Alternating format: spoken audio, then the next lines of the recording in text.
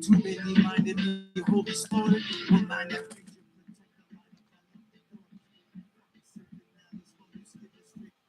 that charms, ex-hoodlums and jailbirds with backgrounds of crime.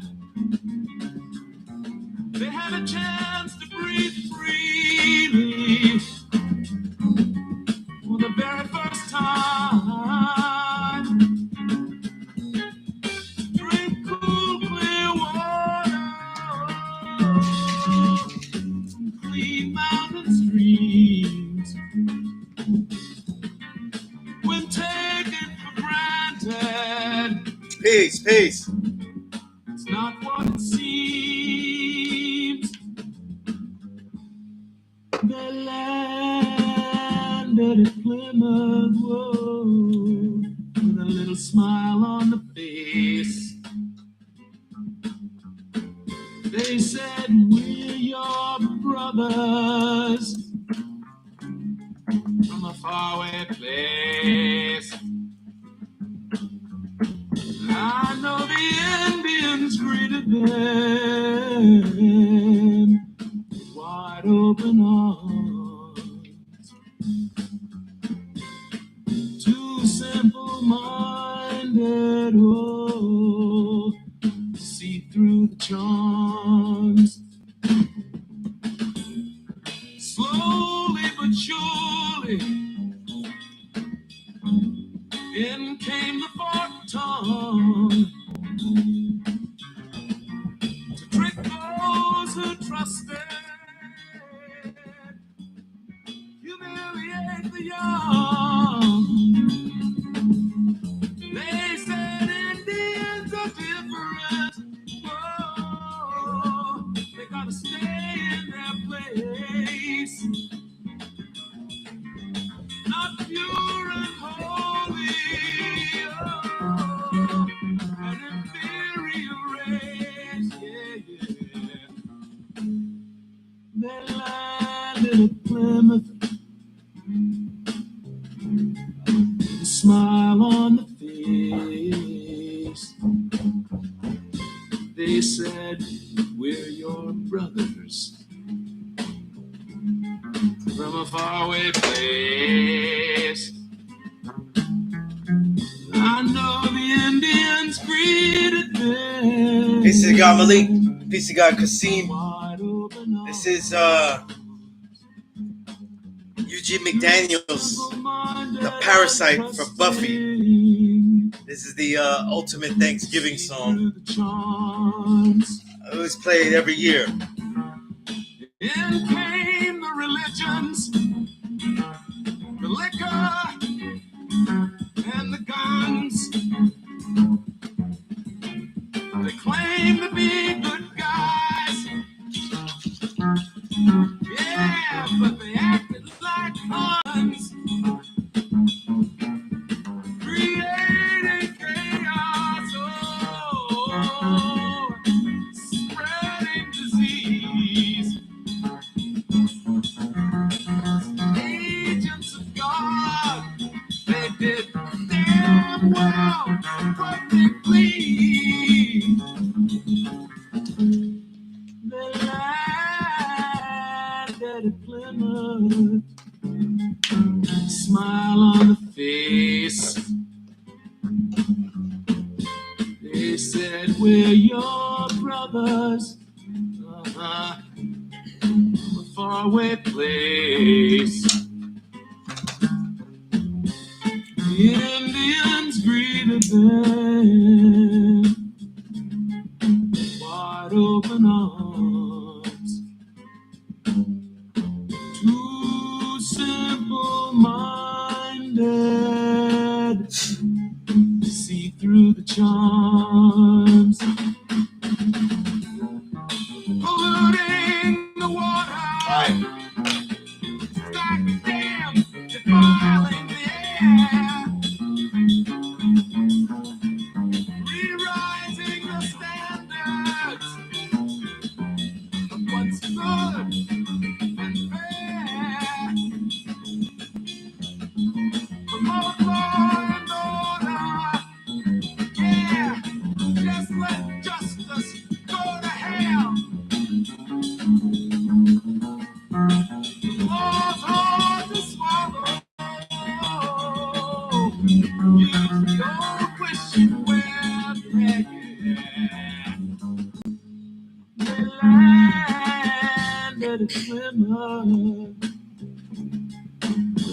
smile on the face. They said, we're your brothers from a faraway place. The Indians greeted them wide open arms. Let me know if you have any questions about anything. I'm going to be here till 7. I'll be here exactly 2 hours. Anything that you want to build about anything. You know what I mean? Most of the cipher is pretty grown, so... You know.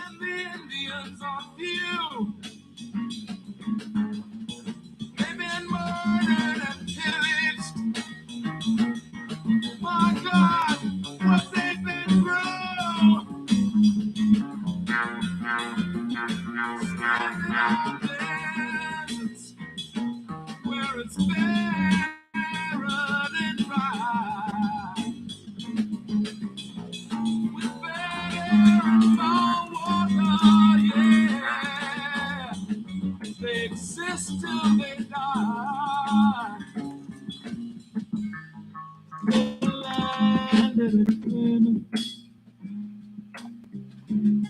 With a smile on the face. They said we're your brothers from a faraway place. The Indians greeted them with wide open arms.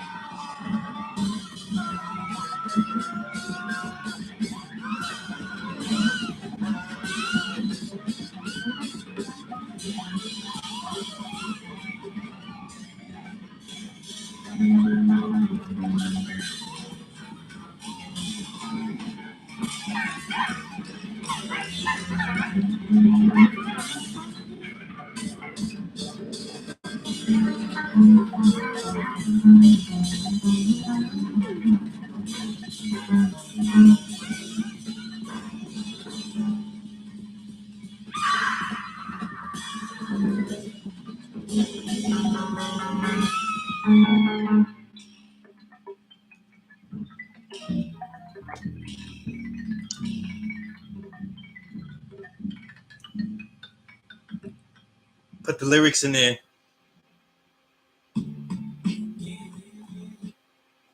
You put the lyrics in there. This song I always hear every year.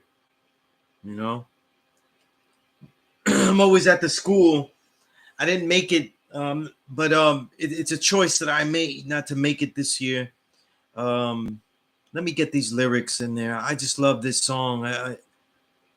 It's so crazy, you know. And this album that it's from, Eugene McDaniel's album, it's known more. It's not known more. It's known. It's known as for other samples. Organized Confusion used it, samples, but such a poignant song that I always like to. I often talk about it when I start class, when I'm at the school, but now that I have the chance to put the lyrics in there, you know, you could check it out. Mainly for people that take the time and stuff. But I always find it profound. Just like any other holiday here, it's just another holiday I'm fasting in honor of the hells we get in defiance of a holiday that is absolutely yeah, the lyrics kind of repeat themselves, so I don't have to keep putting it in there, but you get the point.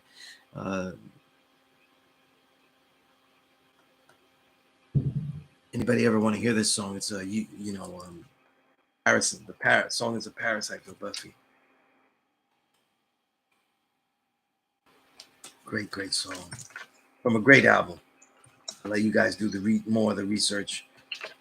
But you know, I always like to talk about that. I haven't eaten on Thanksgiving since 1994. You know, I'm gonna go through the comments and stuff and the questions. So please leave your questions, any builds you have, questions and things like that. You know, I will say that there's always one thing to prepare better, and I think that students, though, if you're utilizing this class in any kind of way, just as a watching class, or you take the proper, deeper curriculum by contacting me after the said class sessions. That's when we can really build, and that's where we're really gonna get the add-ons. But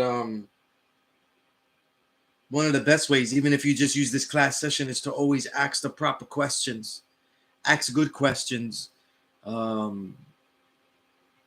If you have understandings about degrees, mathematics, insights of any kind, and you have validated me as a worthy teacher, then it's good to always use this as a laboratory to see if any of your builds are correct, or if there's any insight that could be added to your builds, if you'd like that, right? That's really how we get better. The classroom, in any fashion that you decided, still must be some type of laboratory. And oftentimes we use everything just as a laboratories that we can engage in, we don't engage in.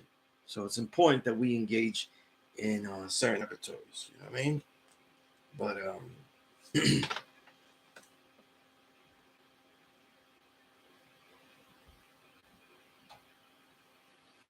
no, you're wrong. It's not Eugene McDonald.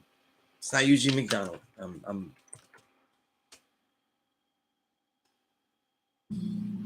Yeah, it's Eugene McDaniels. It's McDaniels. Yeah. So from an album called Headless Heroes of the Apocalypse, 1971. But yeah. So also, Malik, if there's any questions that I didn't answer or anything like that, please throw them in here. You know what I mean? Obviously, I was very busy. I'm always busy at the end of the year. You know, with albums, fixing albums, finishing, but also books. I have a book that it's going to come out in the beginning of the year with my solo album. But then a yearly music book I always write. So December's this whole December is the month that I'll finish it, and it's a lot of work. So if I miss certain questions or emails, you pack them back on the top, forward them back to me, and I see some people doing that. I think I'm caught up. I might be behind on one or two that I have to send some things to. But there's materials, there's books, just a regular engagement. There's a engagement. Learning with me is an engagement, being a student on another level, to be able to study, to be able to read, to be able to write, to be able to train at all times as part of a daily lifestyle. And so this is important that that you get used to that, and that you engage in that, and that you not think of that as sometimes some other person's talent, okay, but something that you engage with, okay. Malik, you said wisdom, articulated thought of the way in which knowledge is conveyed, understanding is comprehension or clarity. That's right. Kasim, you said shed a little light in the history of how the Spanish and British used labels to separate us. In my head, I have more of a knowledge of the Spaniard history, and my personal experience as well. I think they were much more detailed. The British were more separatist. You know what I mean? So a lot of the more detail often comes in the Spaniard history, because the Spaniard themselves, they were half original. In other words, they were mixed in with the Moors, because the Moors had conquered them for so long. So their civilization happened from the Moors, all right, the ancestors, right?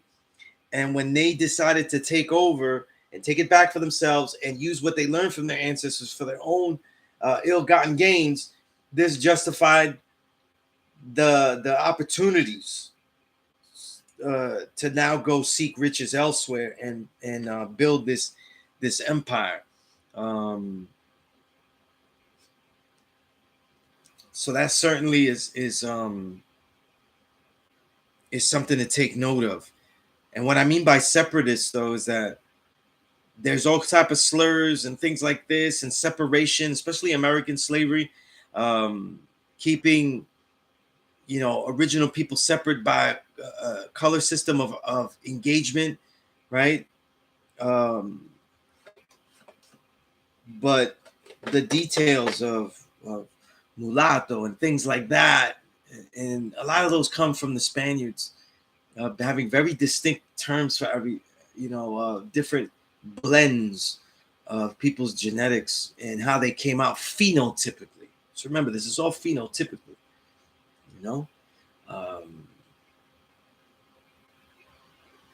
I would say, and it was on the tip of my tongue and I just forgot it.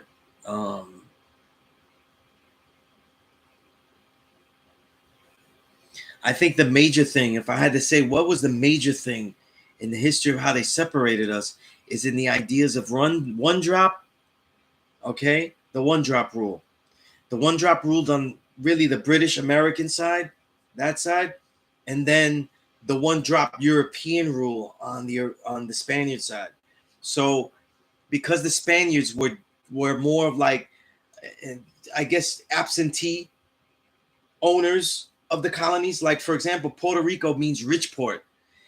The main place they landed at was San Juan in Puerto Rico, but it was called San Juan. But because they never really landed there and did much compared to the other islands, like Dominican Republic and others, they just went there to collect the booty that was collected, their riches. So it became a port of riches, and it was more known as a viable port of exchange for what they were collecting, their ill-gotten gains. And that's why Puerto Rico is called Puerto Rico. And this is all important because this absentee ownership of the colonies is a little bit different, has a different nature. If you combine that nature also with the fact that they sent settlers in there, right? So, excuse me, the absentee ownership is more on the British side, where they're not really involved in daily living, but there were a lot of Spanish settlers that they encouraged, and there were a lot of more whiter. I'm not going to say white totally, because they're really not. Like, they got from southern Italy and other places, and I don't know if it was Naples or other places, and they would have migrants, of Italian migrants, come to try to whiten the population, people that needed a chance, people that needed opportunity, and they would bring them. And that, like they did in Ponce, Puerto Rico, where I'm from.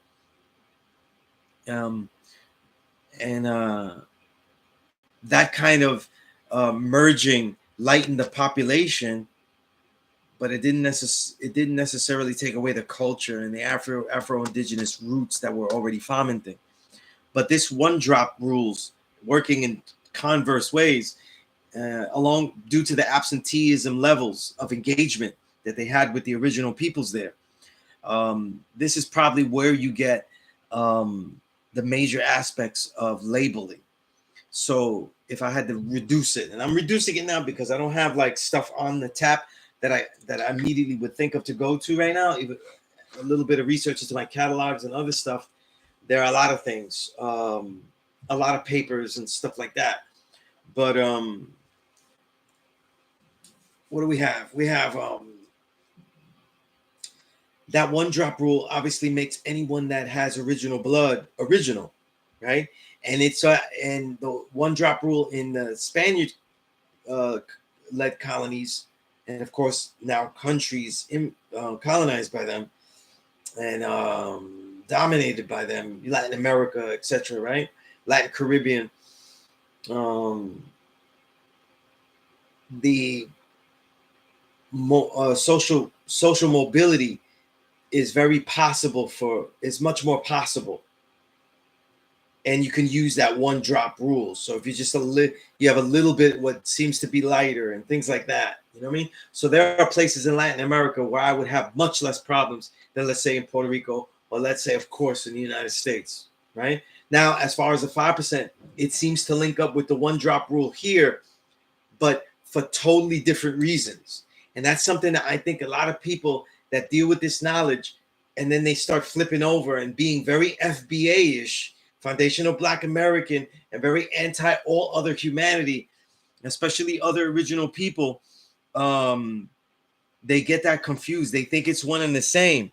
And that's because those particular people with supposedly knowledge of self and learn with this nation learn terribly. They learn terribly. And the reason that anyone with original blood is original, Black man, Black father, white mother, original. Reverse, right? Bob Marley, Black mother, white father, original. That is the one drop rule in America. But that is not why we say that it is original. We say that because we know that the original is dominant and most prevalent and most righteous and leans toward that. And so that's just what it is versus what it was. And even when we teach all of humanity, those who are white, that precursor to original means that even as they learn the truth, even the truth itself alone is so powerful that doesn't make them original, doesn't make them the true and living God earth, but it certainly makes them a righteous, capable, and worthy man, worthy woman, righteous. And if they're sharing and they're teaching the truth that as best as they can, that makes them a 5% as well.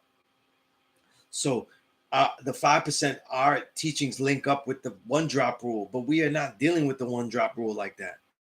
You know what I mean? Because we're not looking at humanity as something that's to be separated and say, that's this, that's that.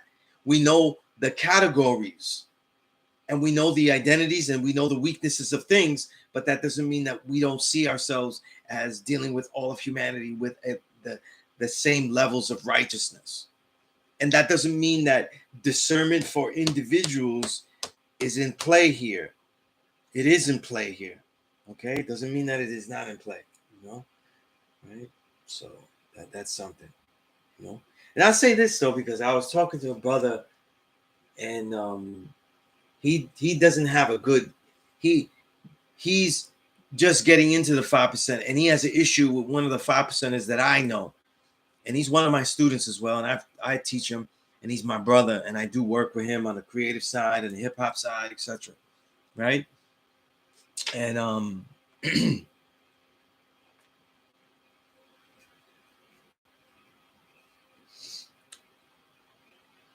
and he found it like, how is one not exiled immediately or not realizing certain things because I deal with so many people. I'm gonna say this though, I don't have a magic radar and know who's gonna take these teachings well or not. They're just what the reason oftentimes that I could say like, oh, he's gonna deal with it, he's not gonna deal with it. That's only because I've seen so many cues that these cues are all in my mind. You know what I mean? They're locked in. So over time, though, I just know the cues. That doesn't mean that I'm some soothsayer either.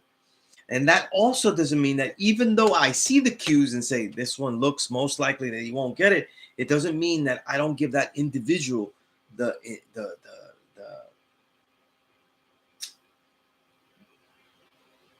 full humanity that they deserve to at least say, this seems like a red flag. This is what I'm seeing. So I'll be open, like I'm not gonna talk too much about this now, right? Because it has to do with my album that's coming out with King Kamal tomorrow. And I'm gonna be on the IG live on Sunez, and we'll talk about the album, the fun of it, if people like it or not, or whatever. you know. But one of those songs has a diss record that I did for a failed student that harassed and harassed and harassed me with phone calls, all type of things. And I had to block him from everything because if I didn't try to challenge him in the booth, you know what I mean? Like whatever that means, when we could record music anywhere. And if I didn't challenge him back in song, then I was some kind of punk or something like that. And I didn't care. And I even told Kamal not to. He didn't have to release the song that he made, which is fucking flames.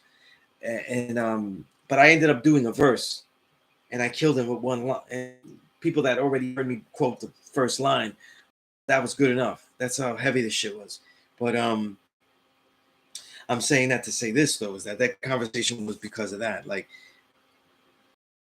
the work that people like me and Dark Kim have had at the school is that let in people. We aren't like teaching outside in the street where we can discern and say, okay, we could do more of a process. They come into the school and we're honoring the school first.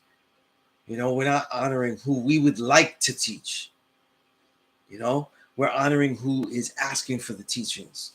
You know, and because of that honoring, though, even if we think someone is not the best person I would like to teach, we all give them that reverence. So and try. So what I do is I'll tell a person straight up, as I did with this person, what you're saying right now is a complete red flag, and let me tell you why. You know, just like this person was like, I want my raps to be right, and I want them to and I said, you can't be doing this for this music thing. You can't be learning this knowledge yourself, so your music has more of a value for yourself and others. So, you know what I mean? That has to be a consequence or a repercussion, or you know what I mean? Not that you're looking for that, right? So this is something that I made when I was born about, right? And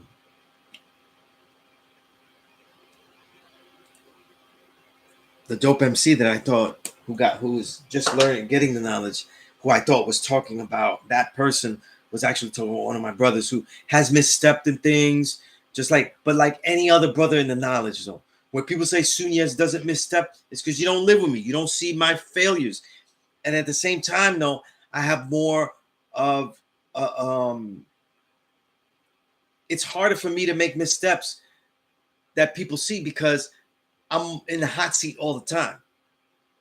You know, you're not going to see the missteps because I'm working to constantly realize that I have to prepare for something.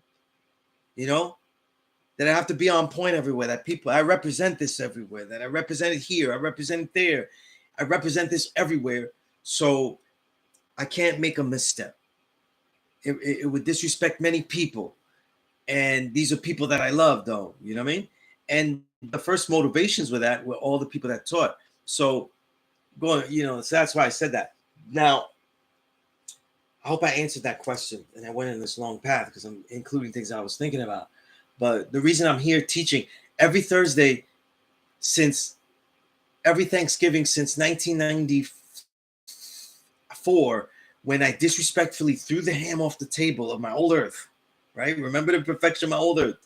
She had worked so hard to make this great dinner, and I couldn't eat anything because I said, listen, that ham is seeping into my plate. And I said, I can't do it. I felt like at the time, the only way that I could, I think I was, what was it, 1984? So I was 18 years old, and I threw the plate off the dinner table. You know what I mean? And what was on loop was Common's song "Maintain" from the Resurrection album, 1994.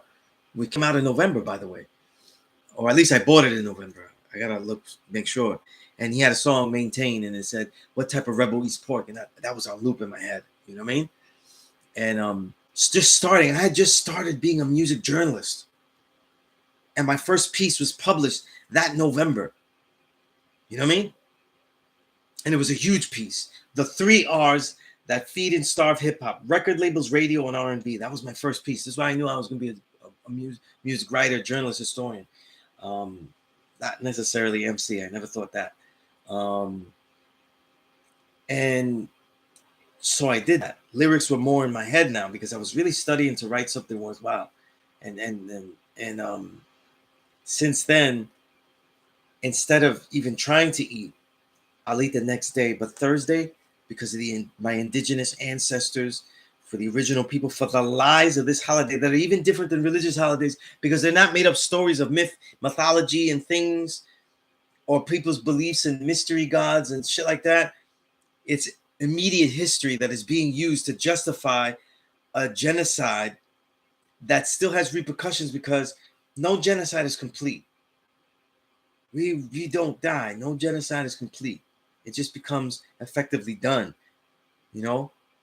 But the indigenous didn't die. We're still here, you know what I'm saying? And since then, I've never eaten on Thanksgiving Thursday. So I'll be fasting. Obviously, I haven't eaten anything. This was a meal here, you know, my protein drink that I just finished now, my second one. And I train and everything. I never not train this day. I always train and everything, you know. But it's just my way of, because when I started to read and I started to study, and I'm studying this in a way to teach people, and I don't want to teach people anger, but when I read these books, I read all this history, destruction of Black civilization. I read about, like, you know, I was just talking about oldest daughter, who's the reason why I didn't go to the school, because my oldest daughter is here from school and I haven't seen her in 3 months. And she was supposed to leave today, and she felt a little bit sick. You know what I mean? She had a little stomach ache and she felt ill and she couldn't go where she was supposed to go for this Thanksgiving, right? And if I left, she would have been here alone. And I said, you know what? I have this opportunity to spend with my daughter, though, and that's the best part. I'm gonna take that. You know what I'm saying? You know, and she's feeling better. You know, she's really a real chef, so she has a way of healing herself with her own abilities. You know, it's just beautiful to see. You know, and so she's feeling better, and I'm sure she's feeling better because I stayed and everything. She didn't want me to stay. You know, she grew.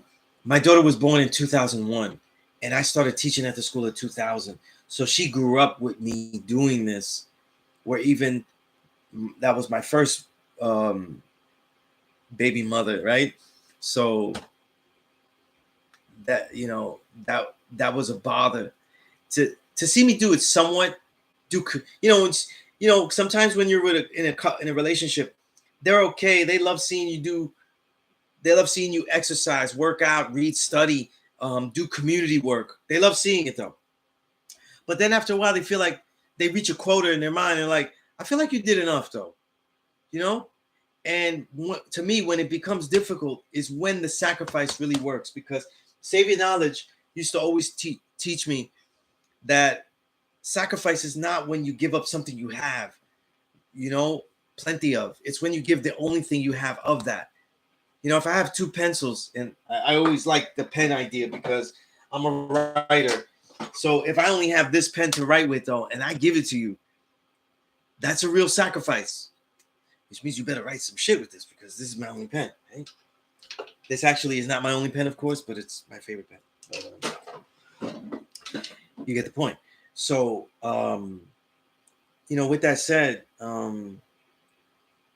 you know, she grew up with it and it became something that was normal, and it fostered in her this idea of protest, not questioning things, all of those things. You know, it was the way she saw this knowledge being lived out, among other things. So, you know what I mean? But, you know, with that said, if I didn't have the ability to do this digitally, and if I wasn't able to contact the students that I usually contact, like all the students that usually go, which I already did, that are going now out of all my students, because I teach many more students that go regularly now to school, then I probably would have had to go, you know. But you know, I'm able to do it like this and spend this time with her, you know what I'm saying?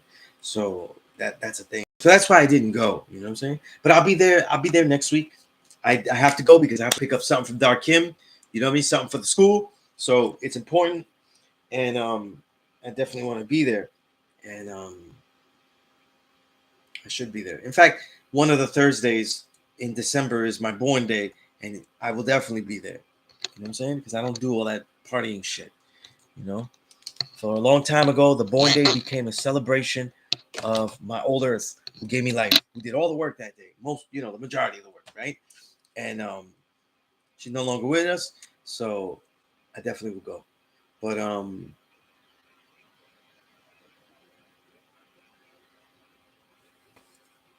yeah, you know what I mean? Yeah, you know, right, definitely. Peace to Samantha, right? AKA Let's Get Activated podcast. Dope podcast. And I'm not saying that because I've been on it, you know what I mean? But interviews find so many people I never heard of, people I have heard of, and I'm like, oh man, like when she did Thought Provoker, I was like, oh man, he's on the bucket list too. And she did it, so at least, like, you know, when there's more people that are great, though, it feels like you don't have to do everything. You could do things on your own pace too, and it's great. Peace to God, sun rays. Peace, God. JB the Bast. All right. You said I be the God, poetic life a lot. Poetic life a lot. I love to see why you call yourself that.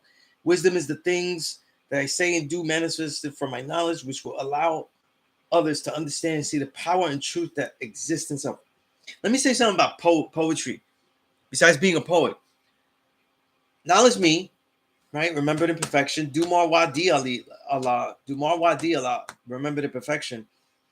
Dumar was the national spokesperson. Knowledge me, personally, he was my enlightener, and he taught class for many years at the law school. Many years. Okay, and one of the things that they often impressed, because they were the epitome. They were tall, dark, handsome, and they had gift of gab. They were smooth. You know what I'm saying? They were incredible brothers, but they also were able to build poetically with this knowledge. You know what I'm saying? Is that your name is Poetic Life a lot? Like, they didn't they were able to and oh, the more longer you knew them, they had certain things that they had memorized, that they memorized their own personal builds, which became their plus lessons, right? That's why I tell you to memorize your understanding, especially, if I tell you the understanding is right and exact and it's really good, I hope that's a cue for you to memorize your understanding. You know what I'm saying? And they would have these wonderful routines with certain builds, and it would just be captivating. And I'm just saying, as far as women, though, I have seen them captivate women immaculately with this. You know what I'm saying? I'm not going to say that I have that.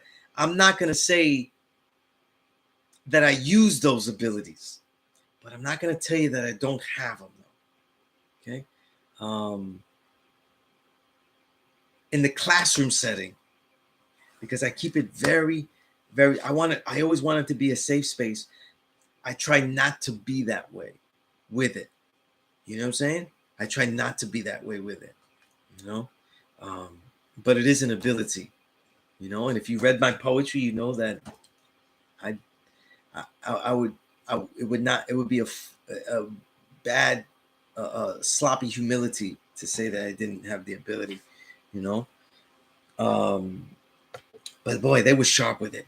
They were sharp with it. You know, and I never saw them lead females astray or just do it to pick up females. Though they genuinely would be attracted to these females and wanted to share, and you learned something too. You know, like, they were amazing.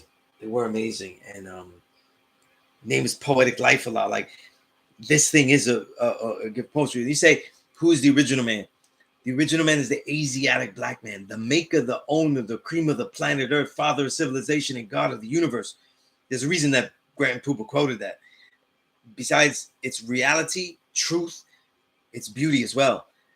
Cream of the planet Earth is not a scientific term. You know what I'm saying? It's not a scientific reality. It's all up for interpretation. You know what I mean? No matter how much people do a long ass drawn out build. So the poetry of these things is also part of its wonder. You know what I mean?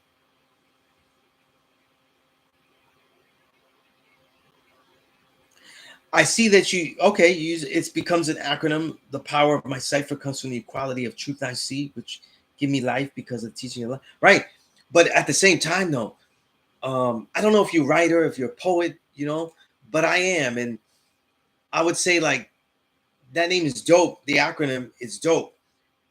Take it in that way too, because we use the terms of Islam, the bracket, the shell of Islam to share these teachings, meaning that it is beyond the shell. These are just the terms that most carry it best. But in the reality of all of this, any type, any format, this knowledge would be the case. It would be able to be shown to be true, And I would say this though is that throughout the history of Islam, from the Orthodox to the unorthodox, especially in the unorthodox, like the many sects of Sufism, there have been great poets to show the reality of Islam, and especially through the Sufic literature and the Sufic poetry, to share things that are unlike what we say, as far as man being God and things like that. People like Jalaluddin Rumi, the writings of Hazrat Inayat Khan, from the poetry of love to the poetry and the prose about music, just beautiful stuff. So there is the creation that the creator creates is weaved in articulation. They are weaved as articulations of beauty, There are exaltations. We are exalted in the reality of life, and so we permeate that through the world. That's pure poetry. You know what I mean? It's pure poetry, so it's powerful thing. Truth rules. Peace to the God. Antoine King, you said we'd be at the school tomorrow. You're from Savior C. I'm planning on driving by. Oh man, I am not going to be at the school tomorrow.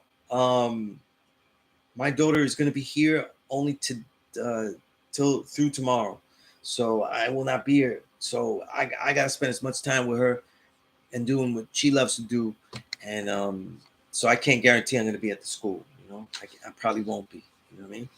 And I'm out here in Savior's Island, so when I go to the law school, though, it's to do work and to definitely build. You know what I mean? So unfortunately, I missed that, and although I'll be a great honor to build with you, you know what I mean? But I put my email at the top of this chat, though. Just because we don't get to meet in the physical doesn't mean that we can't build.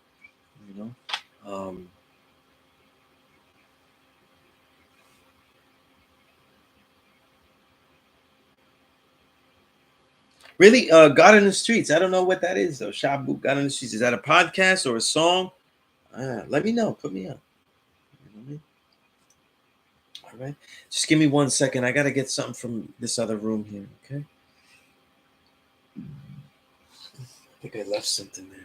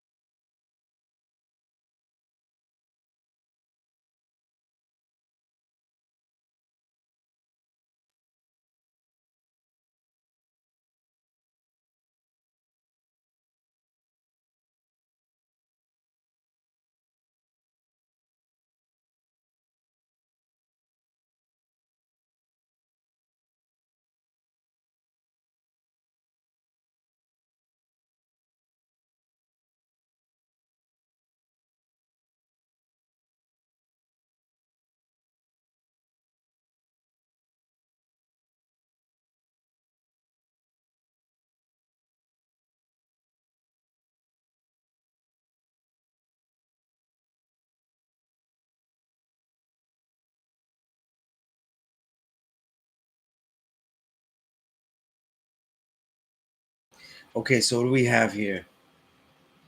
Right, the national statements. Yeah, I have a whole. I think it's in one of my closets here. I did find all my plus lessons, but it's a lot, and I haven't had the time to search through them and stuff. So plus lessons and stuff that I bought from elders all through the years. I have a huge collection, so I gotta sift through them and find some stuff to share about them. I definitely want to share some insights from them, that from the best ones, or the as I go along through them, things that I see, But a lot of national statements, It always felt like Dumar. He was able to, like, he would see me and he knew I was a writer. He would pop them out, and he's a great teacher. It's a real legend.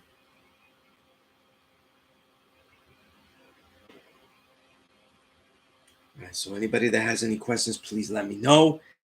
That's what I'm here for. I'll be here 2 hours, so I'm here for another 75 minutes. Okay, and next week I will be at the school. Okay, next week I will be at the school. I had planned all week to be at the school this week, but last week I wasn't at the school because my little girl was sick, and people sent so much positive energy. I got a really great cough syrup for her with Manuka honey and everything, homeopathic Manuka honey cough syrup, and stayed with her through the night and everything, and just had fun, and she felt so much better. She was so much better. It just was coupled because she had to go to the dentist the next day, and the dentist is always difficult for kids, difficult for adults. Who am I kidding?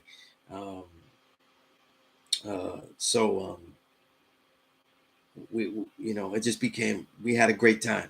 You know what I mean? Even though and she did great. She was a real trooper, so she's doing better. My oldest was ill this morning and throughout much of the day, but she's feeling much better now. So I think she'll be great for tomorrow. So.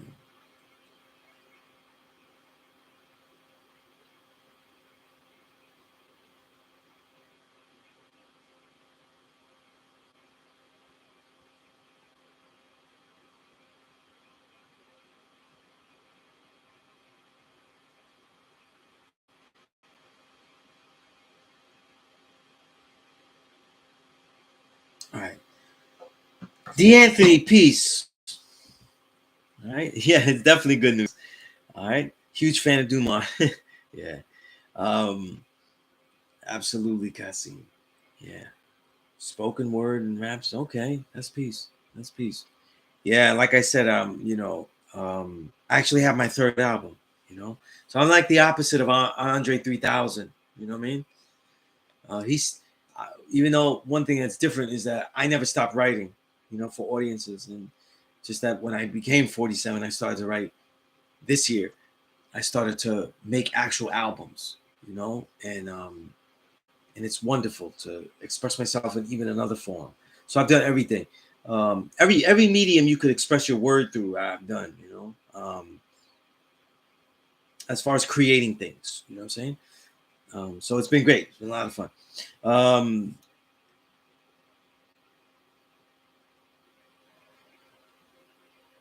Okay, JB, there was a question you asked. I missed. How do you see the 6 human families? I don't see the 6 human families. I wasn't taught that. That's all. I don't see that. There's only black, brown.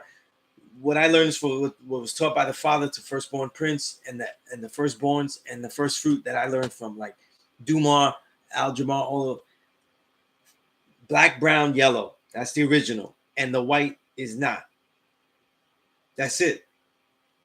All the other stuff though is extensions. The red, there's no such thing as the red, because that's just a blend of things. That's no such thing. You know what I mean? Those I don't bear witness to 6 human families. There's black, brown, yellow, and white. That's it. It's cool in the Wu-Tang One Blood song. The fist, cool. That sounds really cool. I don't see it. The red man is a term that is precarious, though.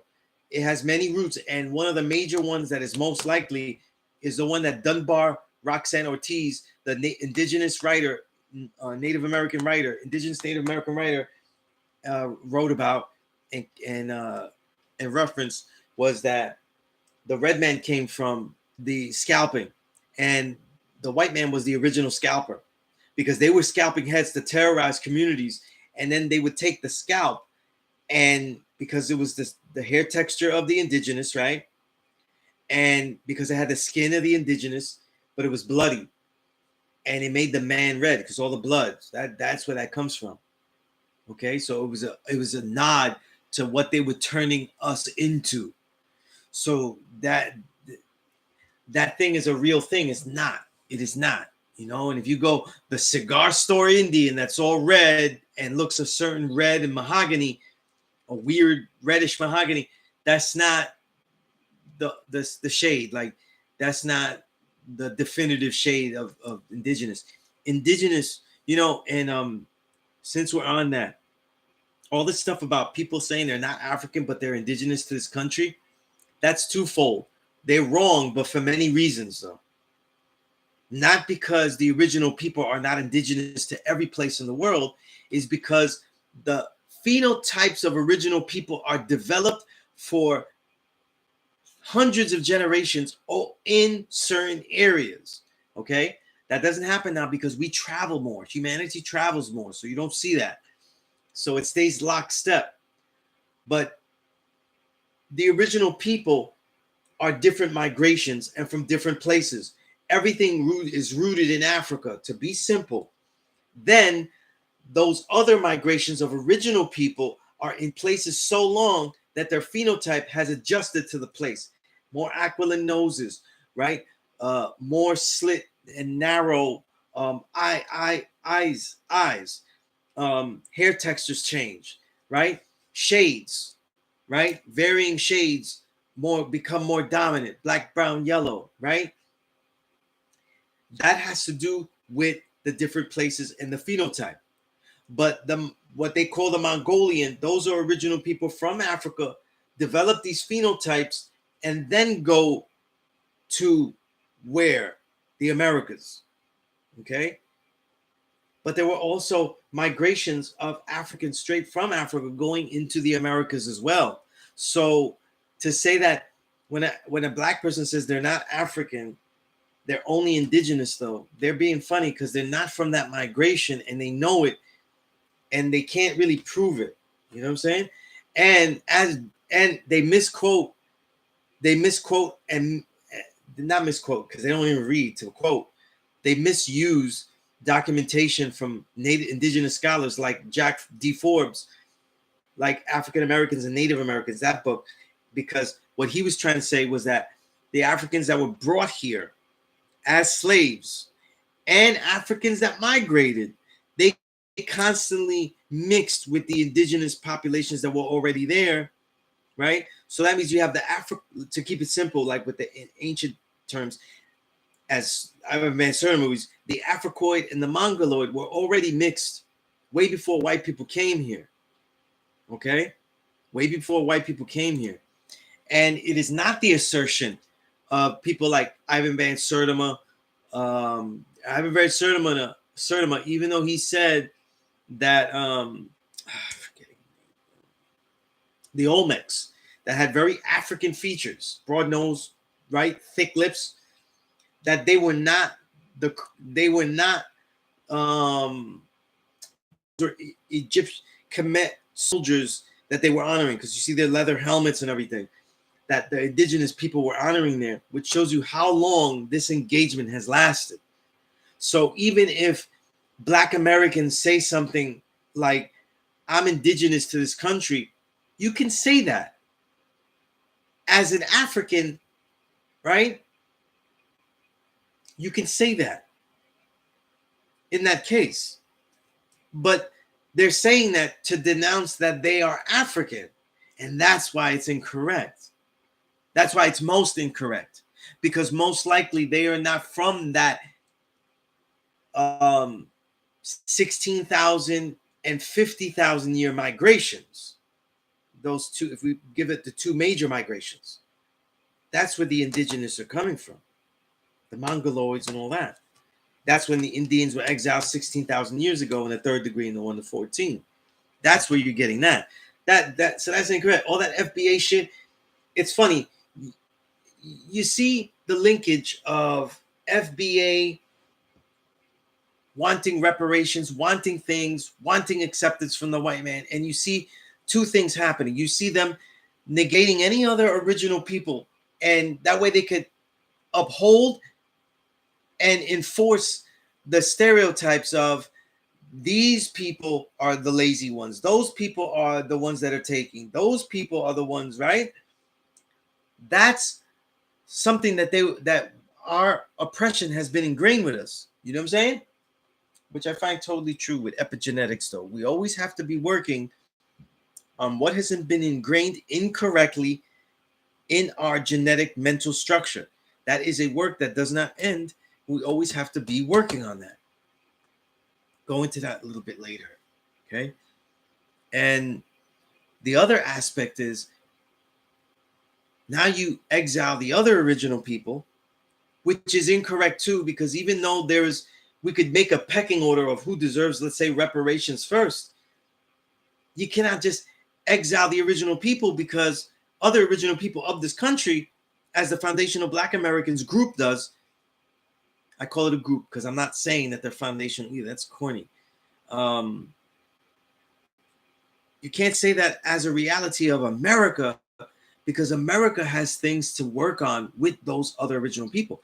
America has at least 5 states, including Texas, which is a massive amount of land that doesn't even belong to them.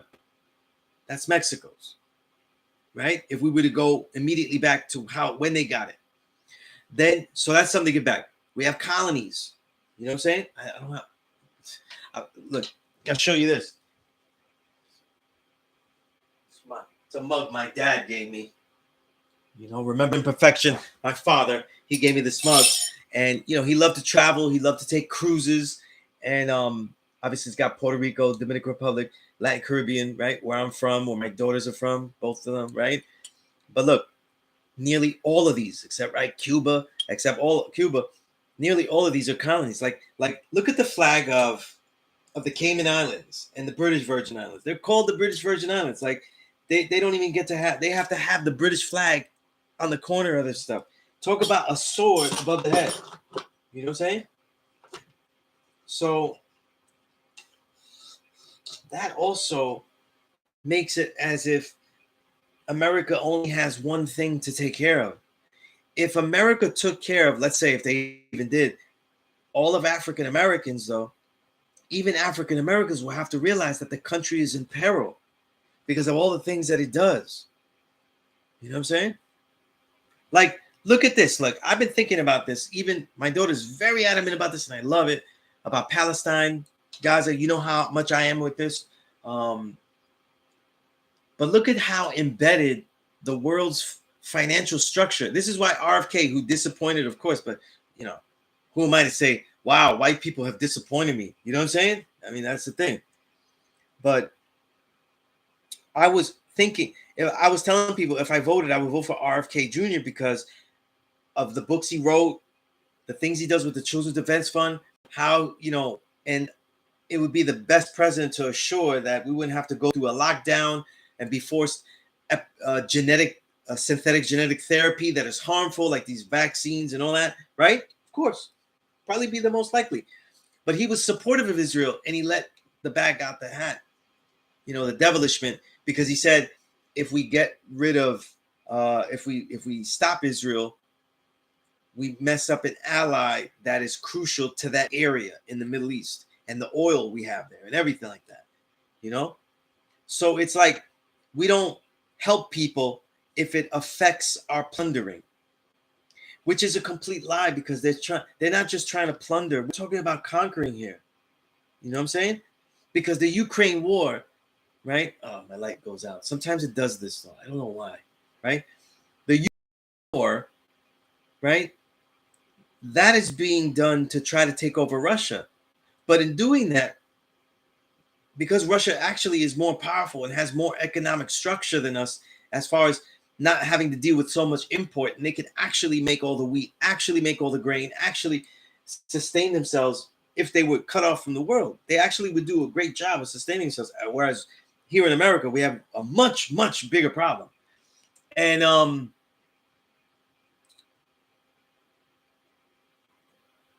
because of that, that shows you that they're not, and the prices of food went up. All of these things happened because of this war.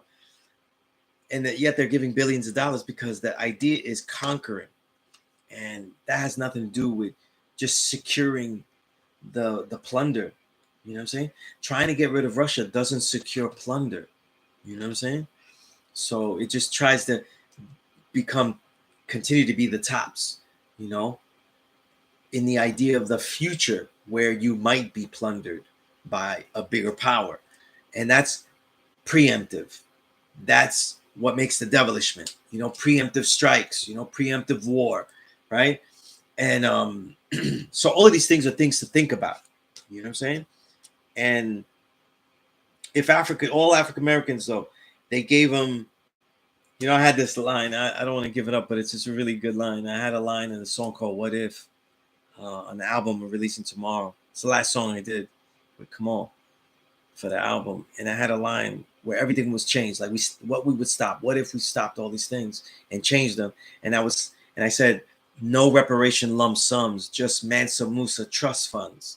And instead of reparations, we would, you know, in other words, our people would be invested in, you know, and even if African Americans were invested in, there's so much plunder and devilishment done against other original peoples that construct this economy that you would still see the realities of violence and devilishment to make the society run.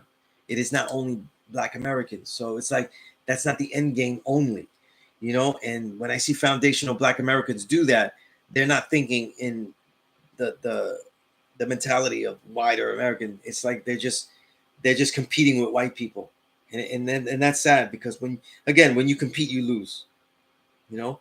And when you compete in humanity, there is a loser. And why would you have any of humanity lose? You see, it's the most inhumane thing you could think of, right? If we think of things on a larger scale, we have to think things on a larger scale, have a chess mind and not the checkers of these FBA people and shit like that. You know what I mean? Mind you, and none of them know the history of stuff either. You know, you talk a lot about history and they don't know any history. Okay, so thank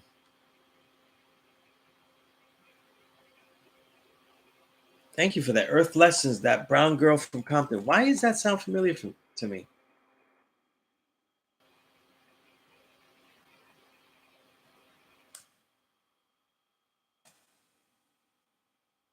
I'm doing a search now. I have to see, like, if I know this book.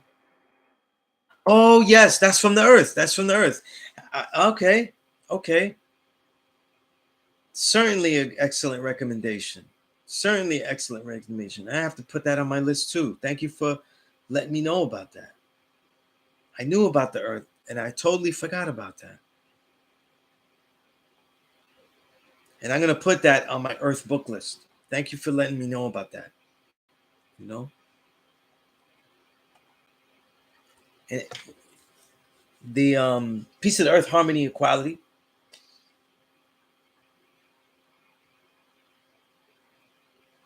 Oh, so you read it, Harmony. What do you think of it? You know, what do you think of it? Jarrell, you said recently I've been reflecting as to what would be the significance of reparations without reconciliation. Would reconciliation even be possible in society such as the United States? Well, what do you mean by reconciliation? You know what I mean? Like, it can't just be of course, I know, I'm assuming that you mean more than a sorry. You know what I mean? That you would mean something more, something much more profound, you know?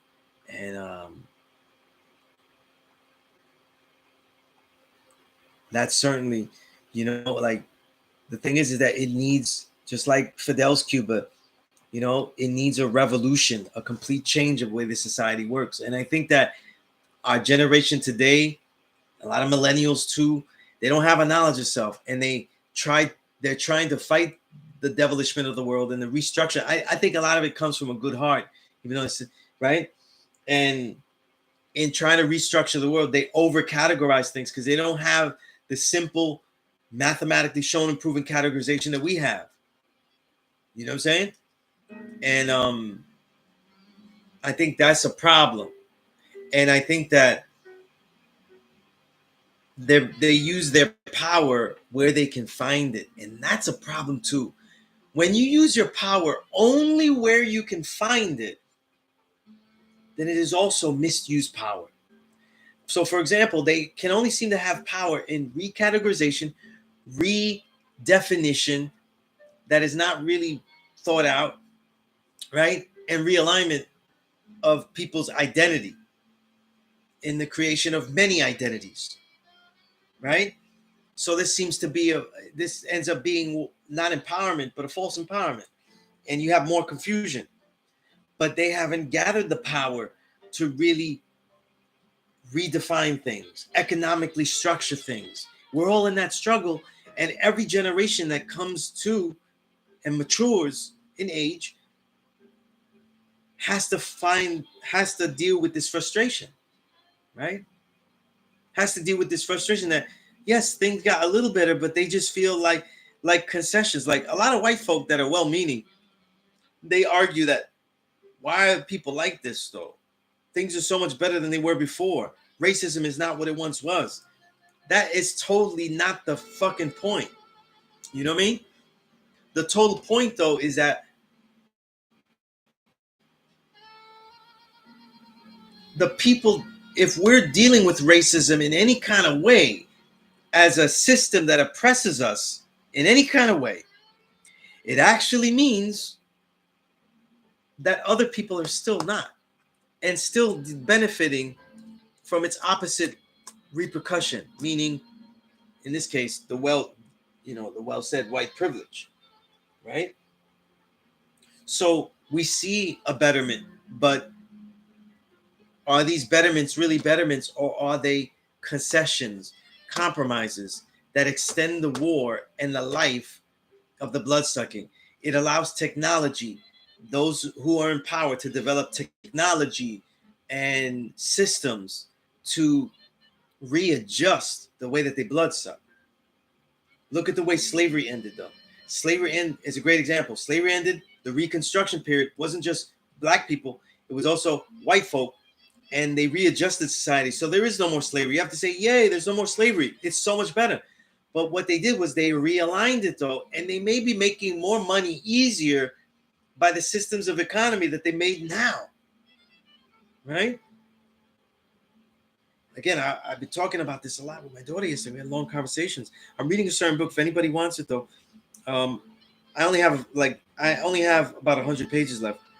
Um, Powerful book. I'm looking it up now on my phone.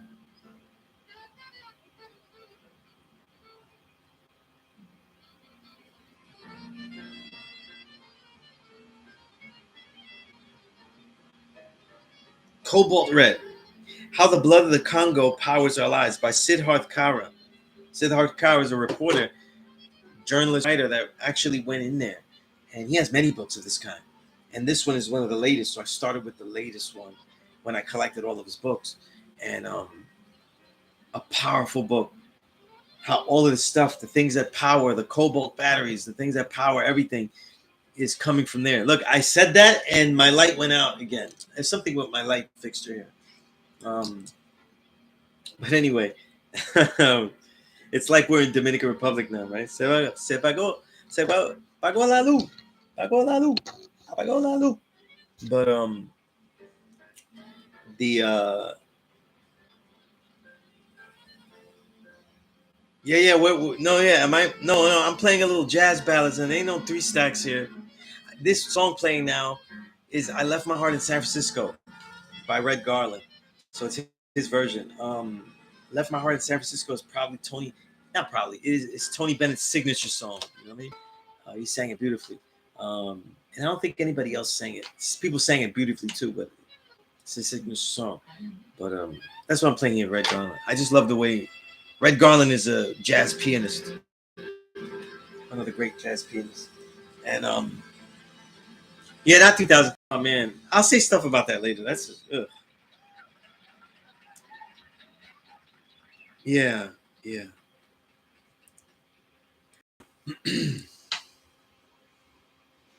Let's see. But yeah, anyway, I was saying about the Cobalt Red, a very powerful book And these are the things that, like, when we look at what's going on, and if we better ourselves, though, we still, like, if we get reparations, it's not walking to the sunset. If we get good reparations and we do much better and we're all living great, we're all invested in, it's still no good. This society, from America outward, inside and outward, needs a complete revolution, a restructuring. Because let's say everyone in America does right by black, brown. Let's just talk about black and brown. They do right by us. They give back our colonies, right? They invest in our colonies and let us be owners of it, right? They give back ownership. Blacks have investment, real investment. Like I said in the song, I said Mansa Musa trust funds, right, God? You see, my brother can't come on. And the thing is, though, is that the structure and the way that this society works is based on blood sucking. So all of the things that we're, this is why Thanksgiving is also a fraud too. We're supposed to be thankful for things, but they are the wondrous crumbs out of people that are starving. There are villages in the Congo where they bloodsuck the cobalt and people mine with just simple garden tools. And the highest pay that I saw so far in the book was $2.20 per day, $2.20 per day, right? And just think how much these phones cost. How much do these phones cost when you buy them? These laptops. So the markup is astronomical as it goes up. And some of these mines, though, like there's one in Tilwezembe, the Tilwezembe mine in out there. That one was the most horrendous one to read about. That one had children, and the man talked about how he got injured and he broke his arm and he couldn't work. You have to eat. You have to work every day to eat every day. It's not paycheck to paycheck. It's day to day end pay to day end pay. And his son, who he loved so much and was telling him to keep going to school. They even had a school. Some places had no school. His son wanted to make him proud, and he worked in the mine. And eventually, the father had about a few days before his arm would be good enough to just go back in there. And he said, listen, you just go back there 1 or 2 days because I'm going right back in there. And the mine, that night, all of the parents went to the mine and where are our children? And they were met with guns, and they were driven away countless times with guns. And then after a while, with all of their guns blazed and pointed at them, they said, listen, the mine, and 40 children. We're talking about kids that are 8, 9, and babies are just atrocious, right? So what? So we get investment, real reparation, real reconciliation, but the structure of the only way that we could be reconciliated is that we just have more spoils of a pie that was ill-gotten. That's what I'm saying. I'm talking philosophically, maybe spiritually for people out there. But what I'm saying is, like, there is no reparations here that they can give us. They can only give us and invest some of the blood that they made. And because we're never in there all the time to see how much that they bloodsuck of the entire world, we'll never really know how much of that percentage of blood money. We can only value how well we feel. And that's the thing. We value things on contrast, and all we do is contrast ourselves to what we see that whites have. But whites in power, they only show us what they want us to see. So the riches, the cars, the jewelry, the things like that, those are things that they want us to see. We don't see the power that they have over the world's minds. We don't see the power that they have over the control of any single intellectual capital that gets developed everywhere that is developed. We're not seeing that. We don't get to see that on a daily basis. I see my real family, our culture here, like King and documents it, like Samantha. Let's Get Activated podcast it is if you're looking.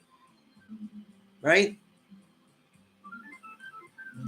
We're doing our best to protect the intellectual capital of our people by documenting them, showing who we think and who we see by our own analysis is great. And by that, they can make their own money their own way, protect their own intellectual capital. Right? Because it's the only righteous capital that we can develop. But if we have a mindset of we just need the piece of that pie, then we're never looking beyond. And that's what they're doing. It's easier to be a foundational Black American than a man of the entire world. It's easier to be a man of one single space than what man truly is and the true and living God of all of this. It's easier to do that. And yes, the mindset, absolutely, the mindset is what I'm talking about. The mindset has to be changed. We need reconciliation. So yes, some of those pieces of that blood pie, you're going to have to spread them out. Because as we get those pieces of blood pie, what I'm saying is the next step, we're going to have to do something different with that than they are doing it. We have to invest differently, engage differently. You know what I'm saying? But there has to be a loss of wealth before there is a gain of humanity. There's no one that can make as much money as they have if we change things. And that's what people didn't get. See, the powers that be, right? So my light here is so metaphorical today, but it's like in sync with me. I'm not doing this on purpose, but the thing about it is that this is what I think when you think about reparations. Like could you give Puerto Rico, the colony, back to the people, and battered and bruised and dysfunctional to the kind of agrarian functional society it had 100+ years ago, or even the society it had that was plundered in many ways when the Spaniards took it over? And then they would say it's not our responsibility to fix what the Spaniards fixed. You know what I mean? So there's so much more work that we have to do. That's why it's always the individual that has to fix their humanity and put their children in the place to fix their humanity, because we look at things and, my daughter was going through a list of people she's going to boycott. And I loved it because she boycotted some companies and now have, like some of the toiletries, like soaps and deodorant she was using were not what I consider right and exact. And she just bought some great ones that I love. And it was because she exiled some of the ones that were not right and exact because of their stand on Palestine. But look at the people that are also in line. Understand this though, and I'm not justifying anything out of these Israelis. But Israel itself has gone through almost 100 years of doing this, which means that the people of Israel have also been miseducated for over 100 years. Just like for over, maybe possibly be like over more than 100 years, way more than 100 years, that Dominicans have been miseducated about what Haitians are and the relationship to the Haitian. So it's not just the person doing bad like Israel to Palestine, and on a much lower level now, right?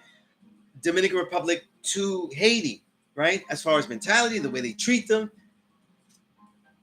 the way they treat themselves as a contrast to the wonderful African reality of Haiti, right? Because that's the thing that they're taught in general. There has to be a re-education process. You know what I'm saying? And that's something that's not spoken about either. But a lot of people in power today, including Jews, are part of that miseducated reality as well. Don't think that tomorrow's bloodsuckers are not always 100% aware that what they're doing is wrong. They're raised that this is a dog-eat-dog world, and you happen to be at the top. And if you don't continue to pounce, it'll all be taken from you. And if you think that that's not how they're taught, and that some of them don't even know, and that's what they learn, and they accept it, and they're okay with it, what do you think we're learning, though? This is how we learn how to fight. We learn the same things. We're doing the same things on the street corners, all of this stuff. Now, I'm not saying, though, that we don't keep our shit together. I'm not saying that we don't protect our shit by any means necessary. That's not what I'm saying, though. But I'm talking about the preemptive devilishment, the preemptive ways of keeping things that are your own. You know what I'm saying? This is something. This is something to think about. You know what I mean? Let's say the attacking other people just so you can make sure your position is solidified. You know what I'm saying? The artists that are wonderful, but they're not sure. Because remember, like, let's say, right? Artists, and I talked to Supreme Cerebral. Essentially, every record is incredible. It's 2000. It's essential. But not every record, and I won't say which ones. I didn't say which ones because I love some of the ones that didn't. Be like this. No, it's not like that. It doesn't work that way. So then, preemptively, should he be a person that cutthroats other artists? Guy has an album that looks like it's going to sell, or it seems to be selling. I'm going to have to cutthroat him. This guy looks like he's going to sell records. I'm going to stop him from ever recording. You know, this is the Diddy attitude. This is the mentality of the Diddies. You know what I mean? This is what they were doing. This is the mentalities of the Jay-Z's, which is why I said so much about Jay-Z in that song on the first album. This is what they were doing. They were cutthroating things that were this is what the 48 Laws of Power, I forget which law, talks about as a positive thing to do that. But, you know, it is a book of devilishment, you know, right? But this is a long history of this, though. You know what I mean? And people have whole empires, businesses that are based on this support that they've given out to, let's say, Israel and other places. How do they back away from that? How do they challenge it, though, when they could lose everything like that? You know what I'm saying? Wow. This light is really in tune with me today. Like, unbelievable. Right? But, you thought you were in the Spike Lee joint? Yeah. You know, I got my speakers and all my music available here. So, like, you know, I usually don't do that in school because I don't bring the speakers. And it would sound horrible from the computer speaker. Right now I'm playing Earl Klugh. You know, Earl Klugh is not really jazz, though. He doesn't do a lot of improvising, you know. But, so it's on the outskirts there. But he's still a great guitarist. I love his work. Blueprint for Black Power is a 600-plus page book that I always had issues with. I still have it. It's probably the first book I ever read that was that long. And that was also very segregationist in his way. And he said a lot of things about Harlem that weren't really true, as far as like other original people and them poaching other African Americans stuff. And that's not really what it was. And so I didn't totally agree with that, you know. One of the great books is Jared Bell's. Read Jared Bell's The Myth of the Myth and Propaganda of Black Buying Power, because that would put it into more perspective, you know. I think out of Amos Wilson, that's the only book I have real criticism about. You know, his other books about child psychology and stuff, Awakening the Genius of Black Children, for example, are exceptional. Right? Can people hear me? Because let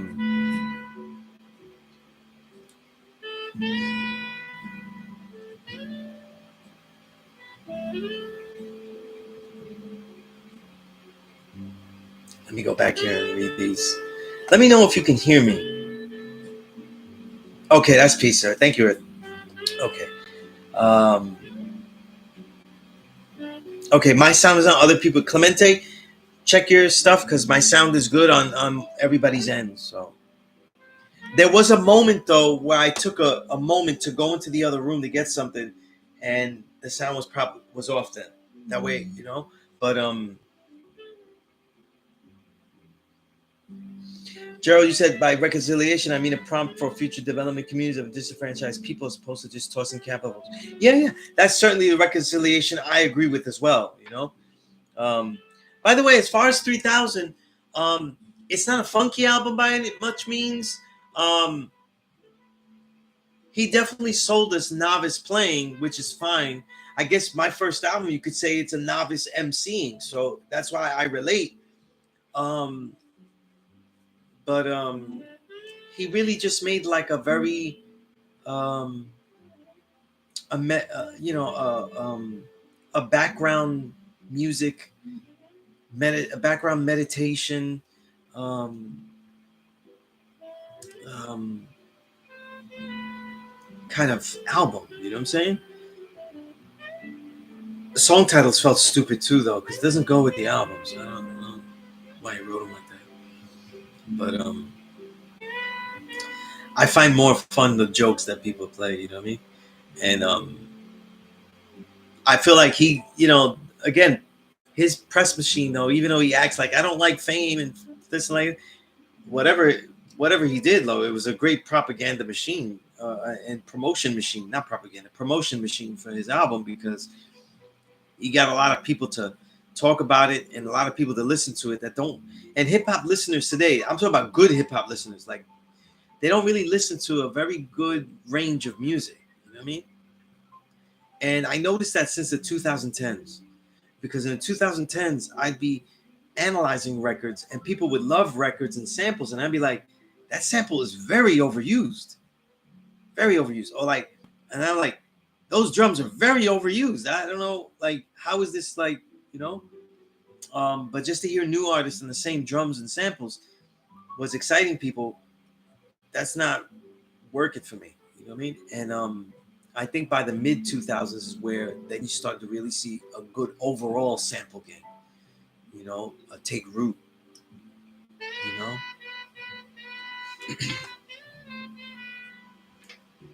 Let's see here.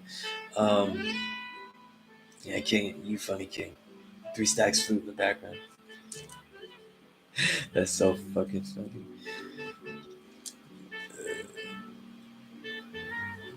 Jarrell, you're a millennial. Oh my goodness, though. Well, salute to you, though. You got a heavy job, though. You're in a tough peer set.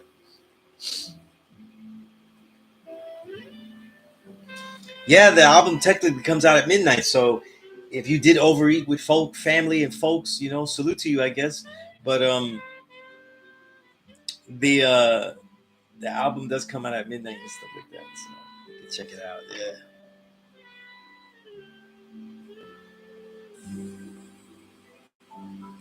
And by the way, like there were things I said about the youth, right?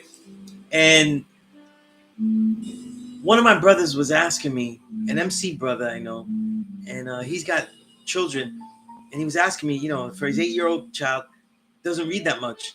What books you have? Like, what books do you suggest? And I don't suggest particular books about history, things like that, right? I do most of the teaching with that. And I always suggest books of topics that they enjoy and get them to read, because a child needs to treat a child's reading young for enjoyment and for this analysis of reading and for analytical skills and for the exercise mainly of it.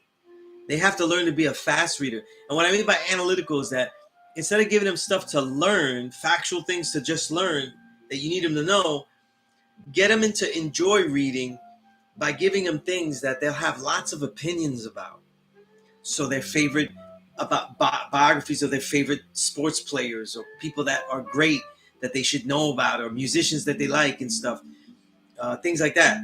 You give them stuff that they enjoy, and then they get taught that they'll produce conversation, but also give them a lot of reading words, a lot of words, find stories and novels that fit their age group that seem fun. And now there are so many black and brown writers that if you want to have things to relate to them, they also could relate to them, and there's so much literature out there, you know what I mean? And that's the way to get the kids into reading, because to me it's like push-ups. You want and exercise. You got to get them to do a lot. You got to get them used to doing a lot and do it and to do it daily. Um, so that's important though. So getting it used to something, like even with like during Christmas time, like now it's a Christmas time. I don't celebrate Christmas that way, although I do give gifts and stuff, and I enjoy everything. All I see everything as like arts and entertainment and stuff, and I enjoy everything, cartoons, all that kind of shit. And when I watch the cartoons, I'll tell her why it's bullshit. I'll tell her this. I'll be dropping things about what's what and how things became and stuff. You know what I mean? Why they call this? Where does that word come from? When I Christmas things, right? And what I also do is I have a playlist where I collect a lot of different Christmas albums. Christmas jazz albums in a separate playlist. That's for me as a listener, student of music.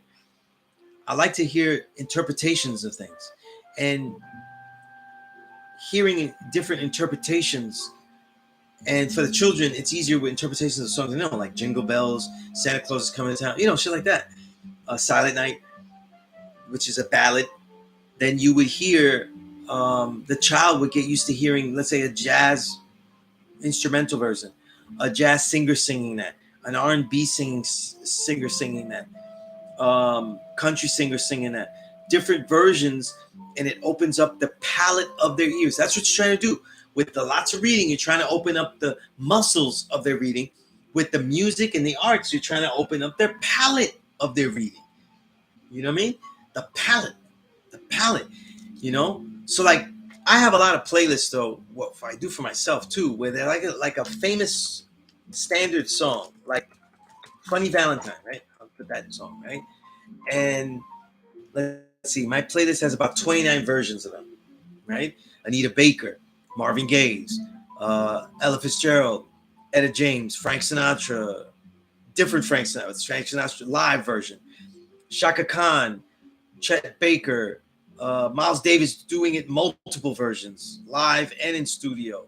Grant Green, a guitar version, right? Because Miles would be trumpet as that lead voice.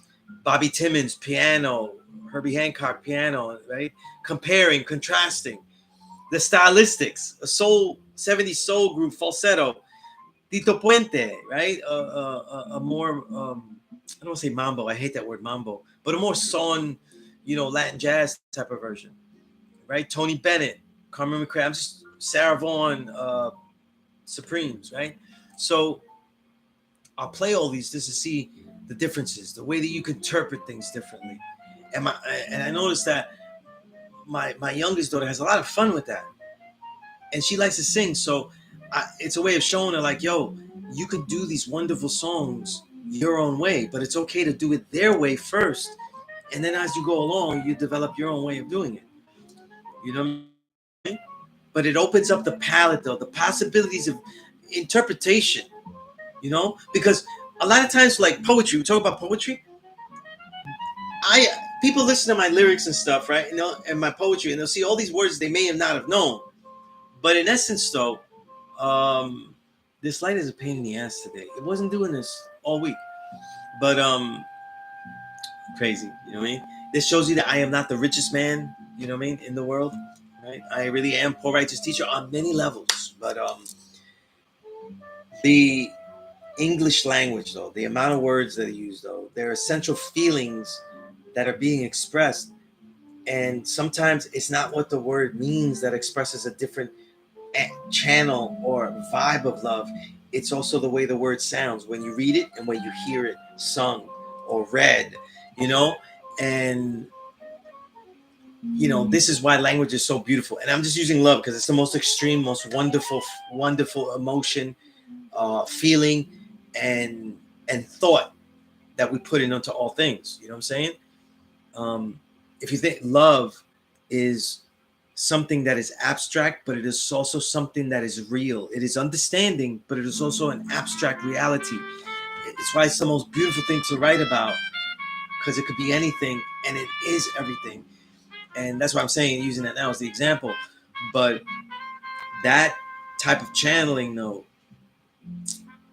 if you play children music on this level and you see how they might interpret a certain lyric, you know what I'm saying?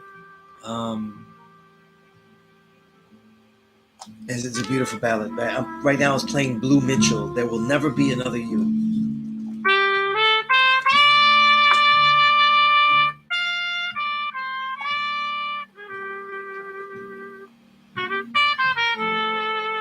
And there's a lot of versions of this too, you know.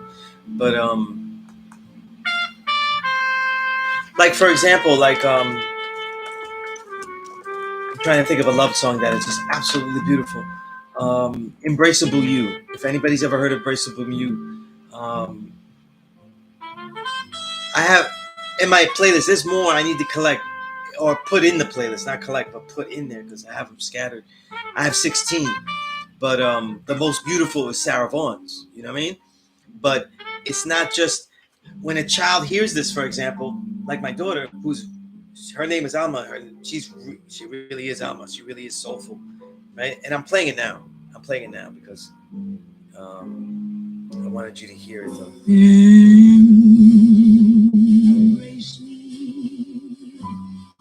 So listen to the word. My sweet, embraceable you.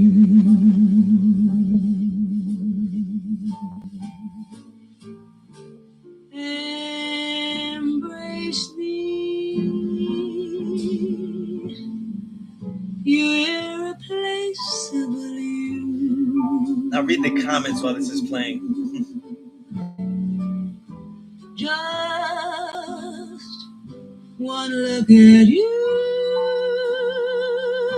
my heart grows tipsy. Hit me, you and you alone brings out the gypsy in me.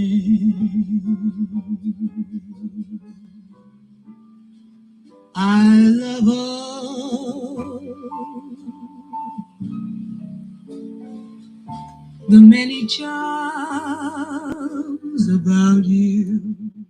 All right, this song is too amazing. I can't finish the whole thing, but I love it. The thing is, by the way, that's my favorite song from Sarah Vaughan's album 1955, I believe it is.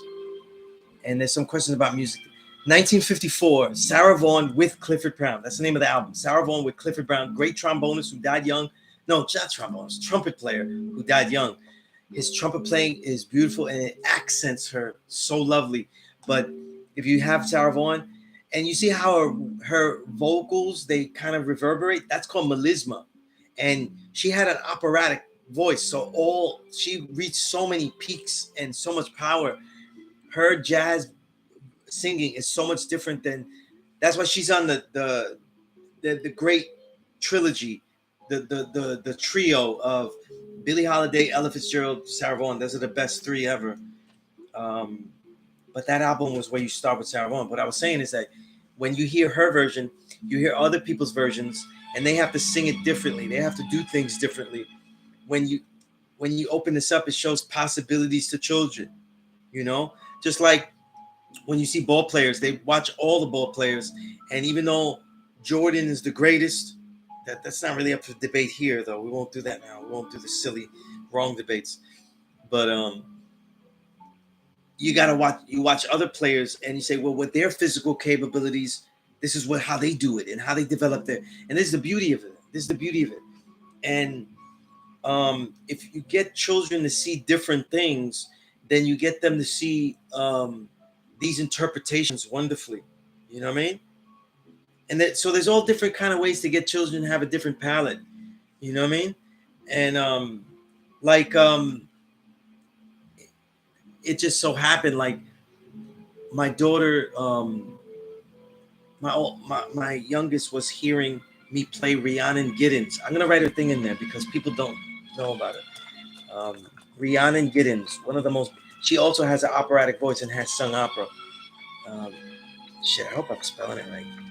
Giddens.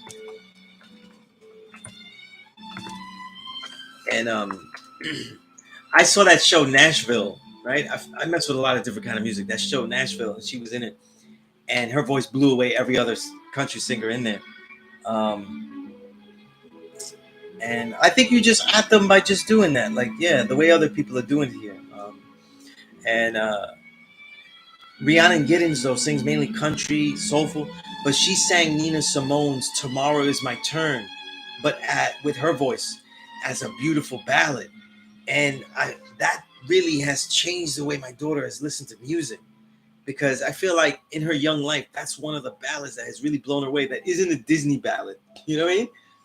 Because Disney ballads are more like power ballads, but this was a lush, and the lyrics of it, "Tomorrow's my turn," it's like so forthright, and to hear like her sing that is like, it's very interesting. But you get the children at a young age by showing them different things. They have the best palette that you can have. They adapt to everything. If you just engage them in a way that gets them interested, you'll get them into it though. By the way, yo God, I was reading the playlist of just that one song, like people that sang, a playlist of people who sang what was the song I was looking at first?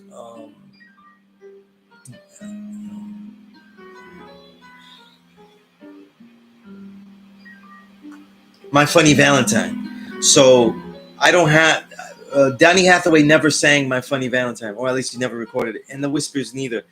But I love them. Donny, if I had to pick a voice that would have, it would probably be Donny Hathaway. You know what I'm saying? Just slightly for me, if I pick a favorite, a little bit, just like a smidgen above Marvin Gaye for me. I'm not saying Marvin Gaye is not the better voice. I'm just saying if I picked one, I'd probably pick Donny. But I have separate playlists of all their. I make playlists of everybody's music, but then I make separate playlists of their ballads by themselves. So Donny Hathaway has his ballads. Whispers have their separate ballad playlist. All of that. Stylistics have their separate ballad playlist. You know, like said, you know, talking to you about this king the other day. You know, I think the ballad to me is the peak of musicianship, and for hip hop, it's the slower song. You know, and because there's more detail in it. And I guess it's a Miles Davis way of thinking, because Miles Davis, when he made cool jazz and then it led into modal jazz, Kind of Blue album, um, that's because he took bebop when he was with Charlie Parker and Dizzy Gillespie, and he slowed it down. He was so good at being able to read music by ear that he was able to do that. So, genius on so many levels. And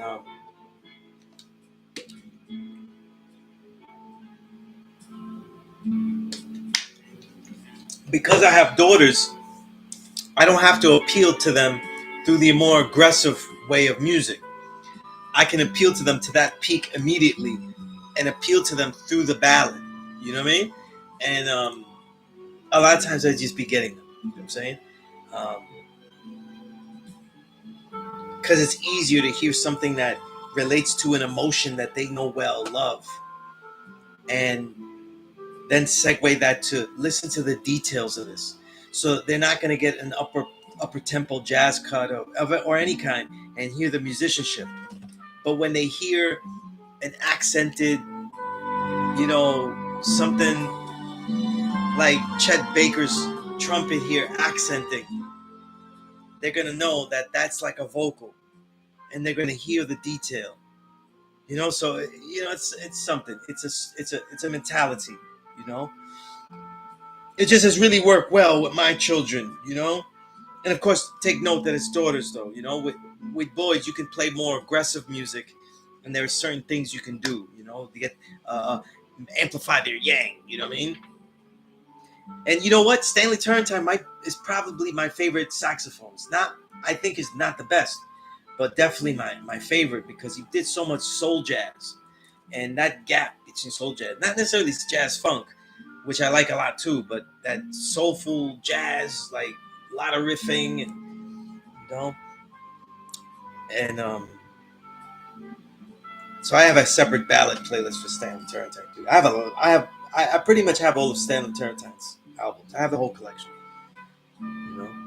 but he's big on my Summer of Soul. Yeah, I gotta find a way to share these playlists because I use YouTube Music, so I never tried to share that. I'm gonna try later. God, I'll share you a playlist. Yeah, you said Shaka's rendition. I don't know if you mean Funny Valentine, but her Funny Valentine, my Funny Valentine is beautiful. Yeah, yeah. Donny Hathaway is for certain moments though. Like his version of Young, Gifted, and Black is beautiful. You know. And I love Layla Hathaway. Layla Hathaway has a lot of beautiful songs. You know what's a beautiful ballad from Layla Hathaway? Boston. Play Boston. Just put it out there. Among many. Someday we'll all be free. I mean, that's yeah. I mean, there's a live album of Donny Hathaway, and his live versions of these songs are incredible too. You know, Donny is just crazy. You know, Donny is just crazy. My Funny Valentine off the Waiting to Excel soundtrack. I don't. What version was on there? Let's see, because I don't remember. Okay, now that's from the Waiting to Exhale, but Shaka Khan. Let me see. I'm gonna play that because I don't think that's not original to the Waiting to Exhale soundtrack. She has a jazz album, and they may have just taken that from the jazz album.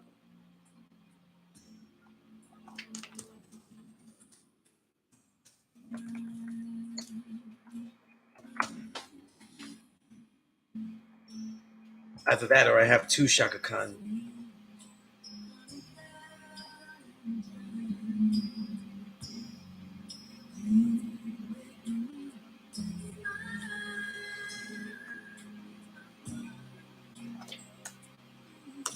Yeah, but I think that one is from the album.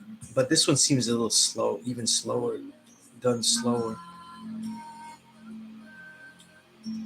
I'll check now. I'm playing the Waiting to Exhale one now, but I could have sworn. Oh no, no, yeah, there was an album.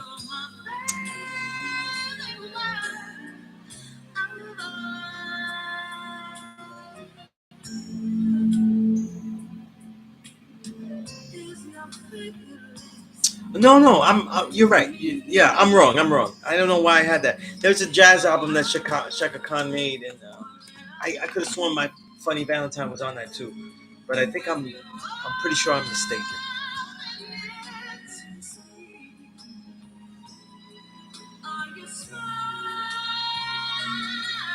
But anyway, these are things to engage the children. You know what I'm saying? Engage the children.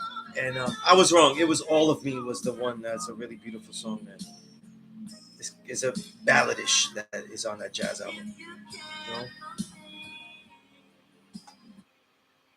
You know, I make hip hop. I write about hip hop, but I spend most of my time listening to other genres.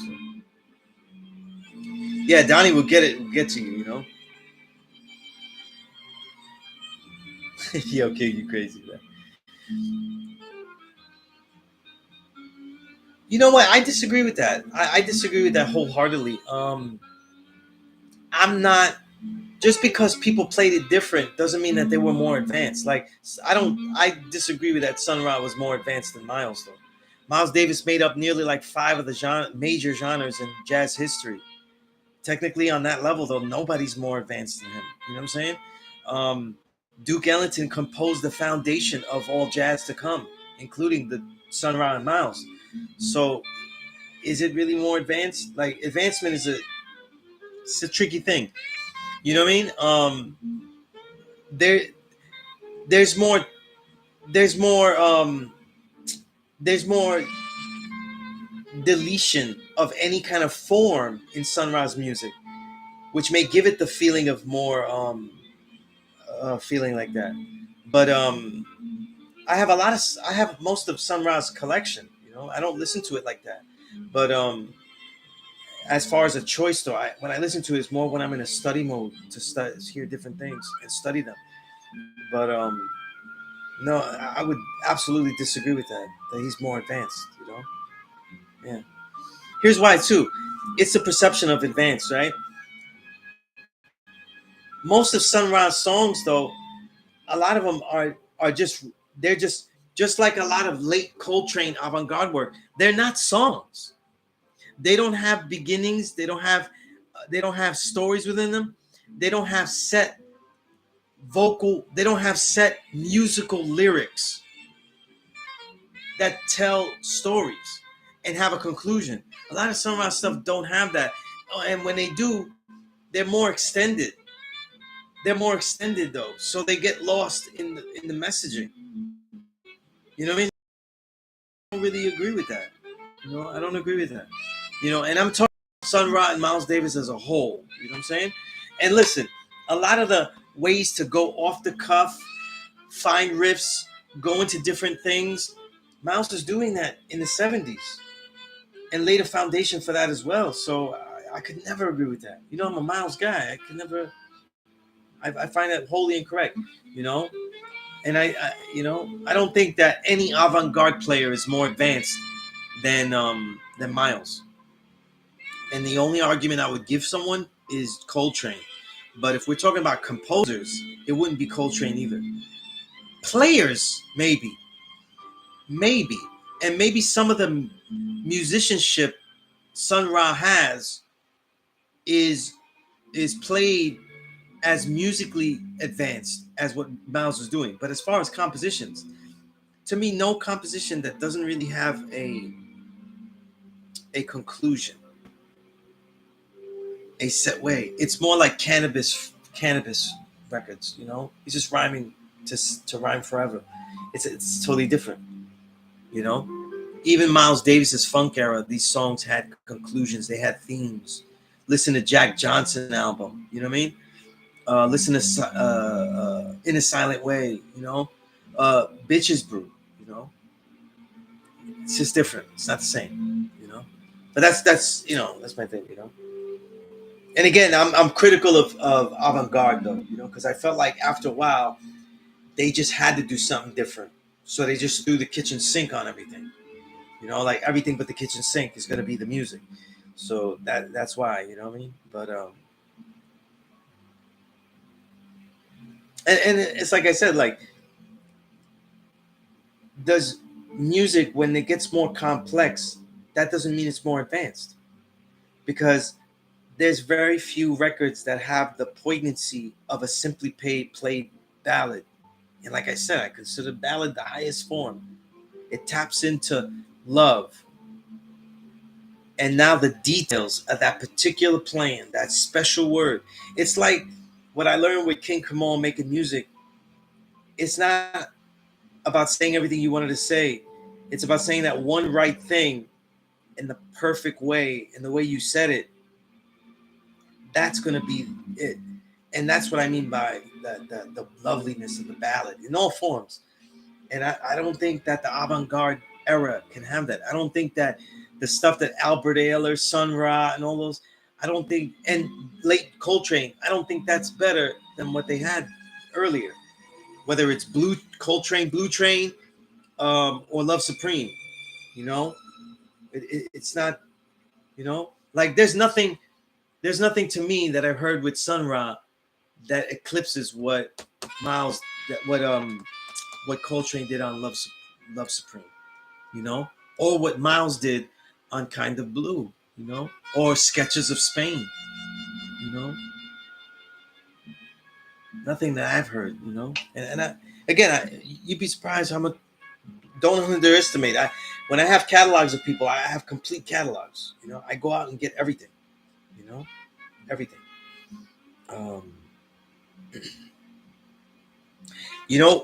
King, I probably did hear Ghetto Sunrise. I pride myself in having a great King Kamal playlist.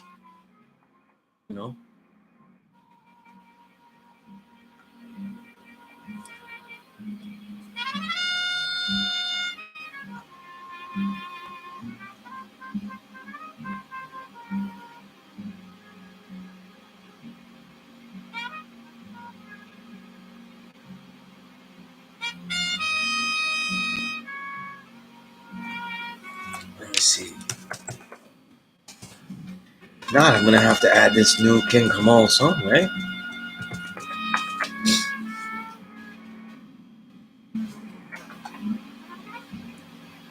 Oh no, is it?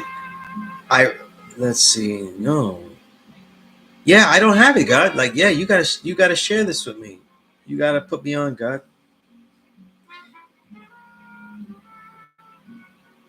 I don't see it in my playlist though, so I don't know where the hell it is.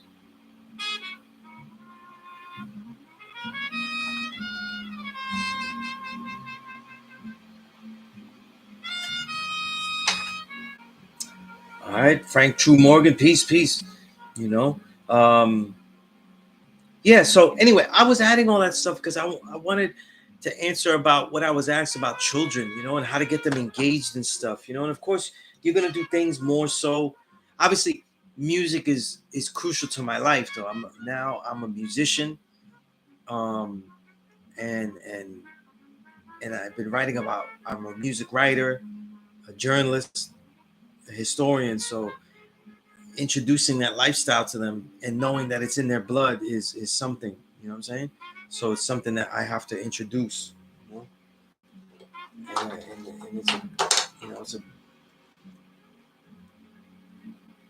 And it's something that I love doing. But the books and everything like that, that adds on for real. You know.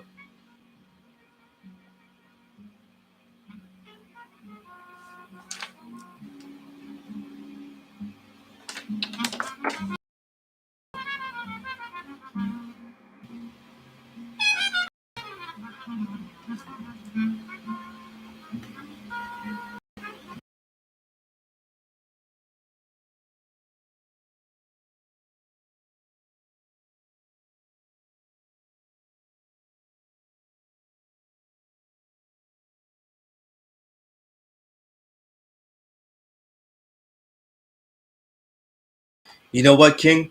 I looked it up and they have it here under Kamal Rashad. That's why. I, that's why I don't have it in the playlist. That's crazy, guy. I definitely have not heard this song. I gotta do the knowledge later.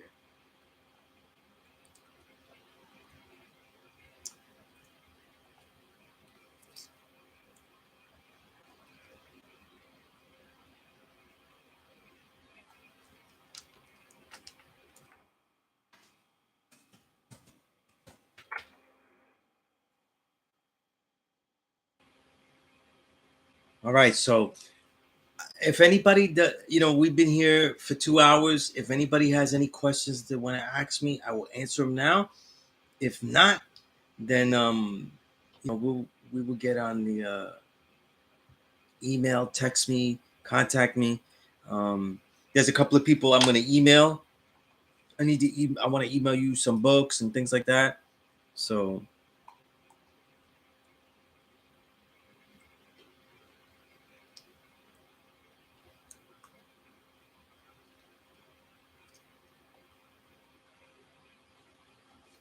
JB, the best. I did get your email, so I put a star on that. Put it at the top of the list. Um, so yeah. Um, all right. So unless there's any questions, I'm gonna be on the IG live. My IG is Sunez. Okay, so my IG Instagram is Sunez. Um, I'm gonna be on there tomorrow during the day, um, talking about the new album, what we did, how we did it. You know what I mean? Enjoying some of the bars. You know what I mean? Um, yeah, Samantha, I remember you talking about that song, and I just assumed that I had it though. I didn't know that I didn't have it though. I'm so disappointed here. But I put it on there now. I put it on there now. You know? Yeah, because I still have the text, Billy. Because we'll go over it. Do I hook my IG to YouTube? I don't even know how to do that. Is that possible? Is that possible to do that? I don't know how to do that. You know? You know what I could do though? What I could do, Earth? I'll be here, so I could just go live on YouTube and IG at the same time. If I can't link them, I go live at the same time. on both of them. You know what I'm saying? That way, if you don't have an IG and stuff and all that, because I was on IG earlier this week and I talked about some of the album, how the failed student made a horrendous diss song, even defiled and disrespected and dissed my old earth, my mother, who passed away years ago. He never met her, never knew her, and said some horrendous things about her. That's how they thought they would throw a battle song at me, which shows you how devilish this person has become. But I'll go through all that tomorrow and stuff, you know. Yeah. I'll talk about it tomorrow. Jordan versus Elo. You know, if you hear the album at midnight, if you're even gonna stay awake that long to hear our album, though, you can just get some good sleep and wake up to it. But you know, if you go to bed late and stuff, because I don't, you know what I mean? You know, I am not gonna be awake when my album is released, right? King is, but I'm gonna be sleeping. You know what I mean? Yeah, I have Twitch in the back of my head. It's just that, you know, the thing about it, True, is that like there's so much that I'm doing that I don't have the time to think of new technology and fix all this stuff. And my free time, when I have free time though, my obsession is to go to read. And like I said, like people don't know, like I read 52 books a year at least. And I have done that since 2004, right? But people don't know that like for a long time now, I absolutely have to read at least 300 pages a week. And so, you know, like that's what I want to do. That's my favorite hobby. You know, I love Kung Fu. We could say Kung Fu, but like my favorite relaxation hobby, we'll say that. That's a better way of saying it. Is listening to music and reading. And so, you know, a lot of times things that are not immediately necessary like that, I spend time doing that instead of thinking. But Twitch is something I'll try to figure out, you know, when I have time and when I feel it could be convenient. You know what I'm saying? When I feel it could be convenient, you know, because I don't want to make it easier for students to engage in the class. I wanted to make it easy, more mandatory for them to communicate with me outside of the classroom. And that's why, you know, I want to use this added digital perspective to launch a more personal engagement, because that's how we really learn. You know what I mean? That's how all the students I've ever taught physically learn, and that's how the best way to learn there. You know what I'm saying? But yeah, that's peace, harmony. If anything, I'll go live at the same time. Twitter. I think I did that once with King Kamal when we did the interview. I'll go live on both. You know, I'll go live on both, and we could do it like that. You know, instead of me trying to figure out stuff, so my head doesn't blow up. But so we'll do it like that. But yo, I'll just say that if you're listening to it at midnight, listening to all over again, like King is like, it's like a kid's dream, man. Like it's like I'm MCing with, you know, Most Def. You know what I mean? I'm like Black Star, so I always tell I like Talib Kweli though, but I don't want to be corny like that. Like a little, sometimes he gets a little corny. I don't want to be corny. So, and no disrespect Talib though, because they'll probably cancel me and say I'm a better rapper than you. Look, I have all these friends that are rappers and shit like that. You know what I mean? Do some shit like that. And you know, it's a Nazi statement if I say something against Kweli. But sometimes he sounds didactic. You know what I mean? Sometimes he sounds didactic and he overloads the bar. And this is something that I spent. People don't know how much time that I spent working with King Kamal. That's why I call him Quincy Kamal, man. King Kamal is a genius musician on all levels. Making the music, composing the music, deciding the music, producing music, executive producing music, arranging music, mixing music. He's a genius. You know, he's a genius to me. And to get me to rap this well, you know, it's like it's amazing. It's amazing. And when you hear it though, you'll see how well I'm rapping. You know, like if I said I wasn't, I'd be lying. You know what I mean? But it's a we definitely have quotables where you definitely have to repeat it. You know, Inscription 2 has a whole story behind it, Harmony. But that's on the solo album. That's not going to be on this album though. That's from the solo album, and that's a very powerful song. You know, I made my solo album where it starts out, engages as like very b-boy, very hype, very energetic, lyrical, and becomes a really deeper, soulful endeavor until you reach the end. You know, so it gets more soulful, more emotional, more intense the more you go, which is how I planned it. And it links up with my martial art philosophy book, and it'll have the same title. So that's going to release next year because I need the time to make the cover and all that, you know. But it you know, it's great. But and everybody that added on though are incredible, mind-blowing talents. AP the Overlord, the God, Indigo Phoenix, who did the cover and all that. I'm gonna give all these respects and kudos and you know, so that's gonna be great, you know.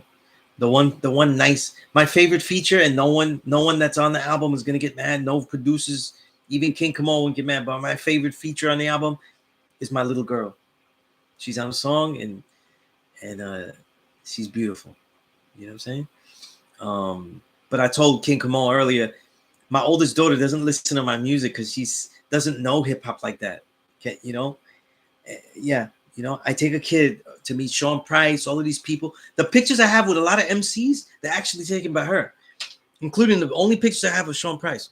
But pictures Napoleon, all that. She met all these people, but she was wary of. She didn't want to make me feel bad and not listen to my music. She walked into me playing the album today, the new one, and then I played her "Listen to Your Sister" on it, and she heard that whole song and she was blown away. So I got some bars. You know what I'm saying? I got some bars. You know, I was doing some shit. You know, and King Kamal. Anyway, we're gonna talk about it though. Yeah, I'm so. I'm blown away by how much I've developed. You know what I mean? You know, it's crazy like how much fun and how much I've developed in this span of like really like about it less than a year. You know, so you'll definitely enjoy the album. But I'll be on the IG and YouTube here live as well tomorrow, and we'll talk about that. We'll talk about music. Hey, listen, when people ask me questions about the knowledge, they want to ask that, I'll answer everything. But it'll be for my album. Whereas today it was like I went to music because, but in the respect of getting children to listen, I think it's necessary that our children listen to music. Anything that opens the development of their palate, that's what develop the palate to be able to absorb different types of information, different types of arts, entertainment, beauty is really what makes them, you know, there, and Kamal is right though. She really stole the show there, and the emotion that I put into that verse in that song, the two verses, is because I was following her, like what she said and how she did it, and it was such a wonderful experience recording it with her. Recording it with her was amazing. When she was nervous, I'll tell you the whole story tomorrow, but it's just beautiful. It's a beautiful time. But I'm gonna let everybody go. My oldest daughter is upstairs. We've been having fun. We've been watching Demon Slayer anime, and all types of stuff. So we just been kicking it and everything. So we're gonna go back up there. So to everybody, I'll be here sometime tomorrow, maybe in the afternoon or something like that. Like maybe, I don't know, maybe like 2 or 3 o'clock or something like that. I'll be here for at least like an hour or something. Definitely. So I appreciate everything. And if anybody has any questions about anything, any books I mentioned, any questions that didn't get answered or want to be asked, let me know. And then I'll get all that done. All right. So peace to everybody. Thank you so much for any kind of support. Any kind. It's a blessing to share. You know what I mean? And continue to be militant on this hell day, like Nas called it. All right. Continue to be militant. And teach the children something. Teach the children something. Forget about the adults, though. You drink and everything with them. Have fun. Teach children something. All right. That's right. That's right. The God is my ALI. You know. So peace to everyone. I'll see you. I guess I'll see you on the IG tomorrow or here tomorrow. Right. Peace.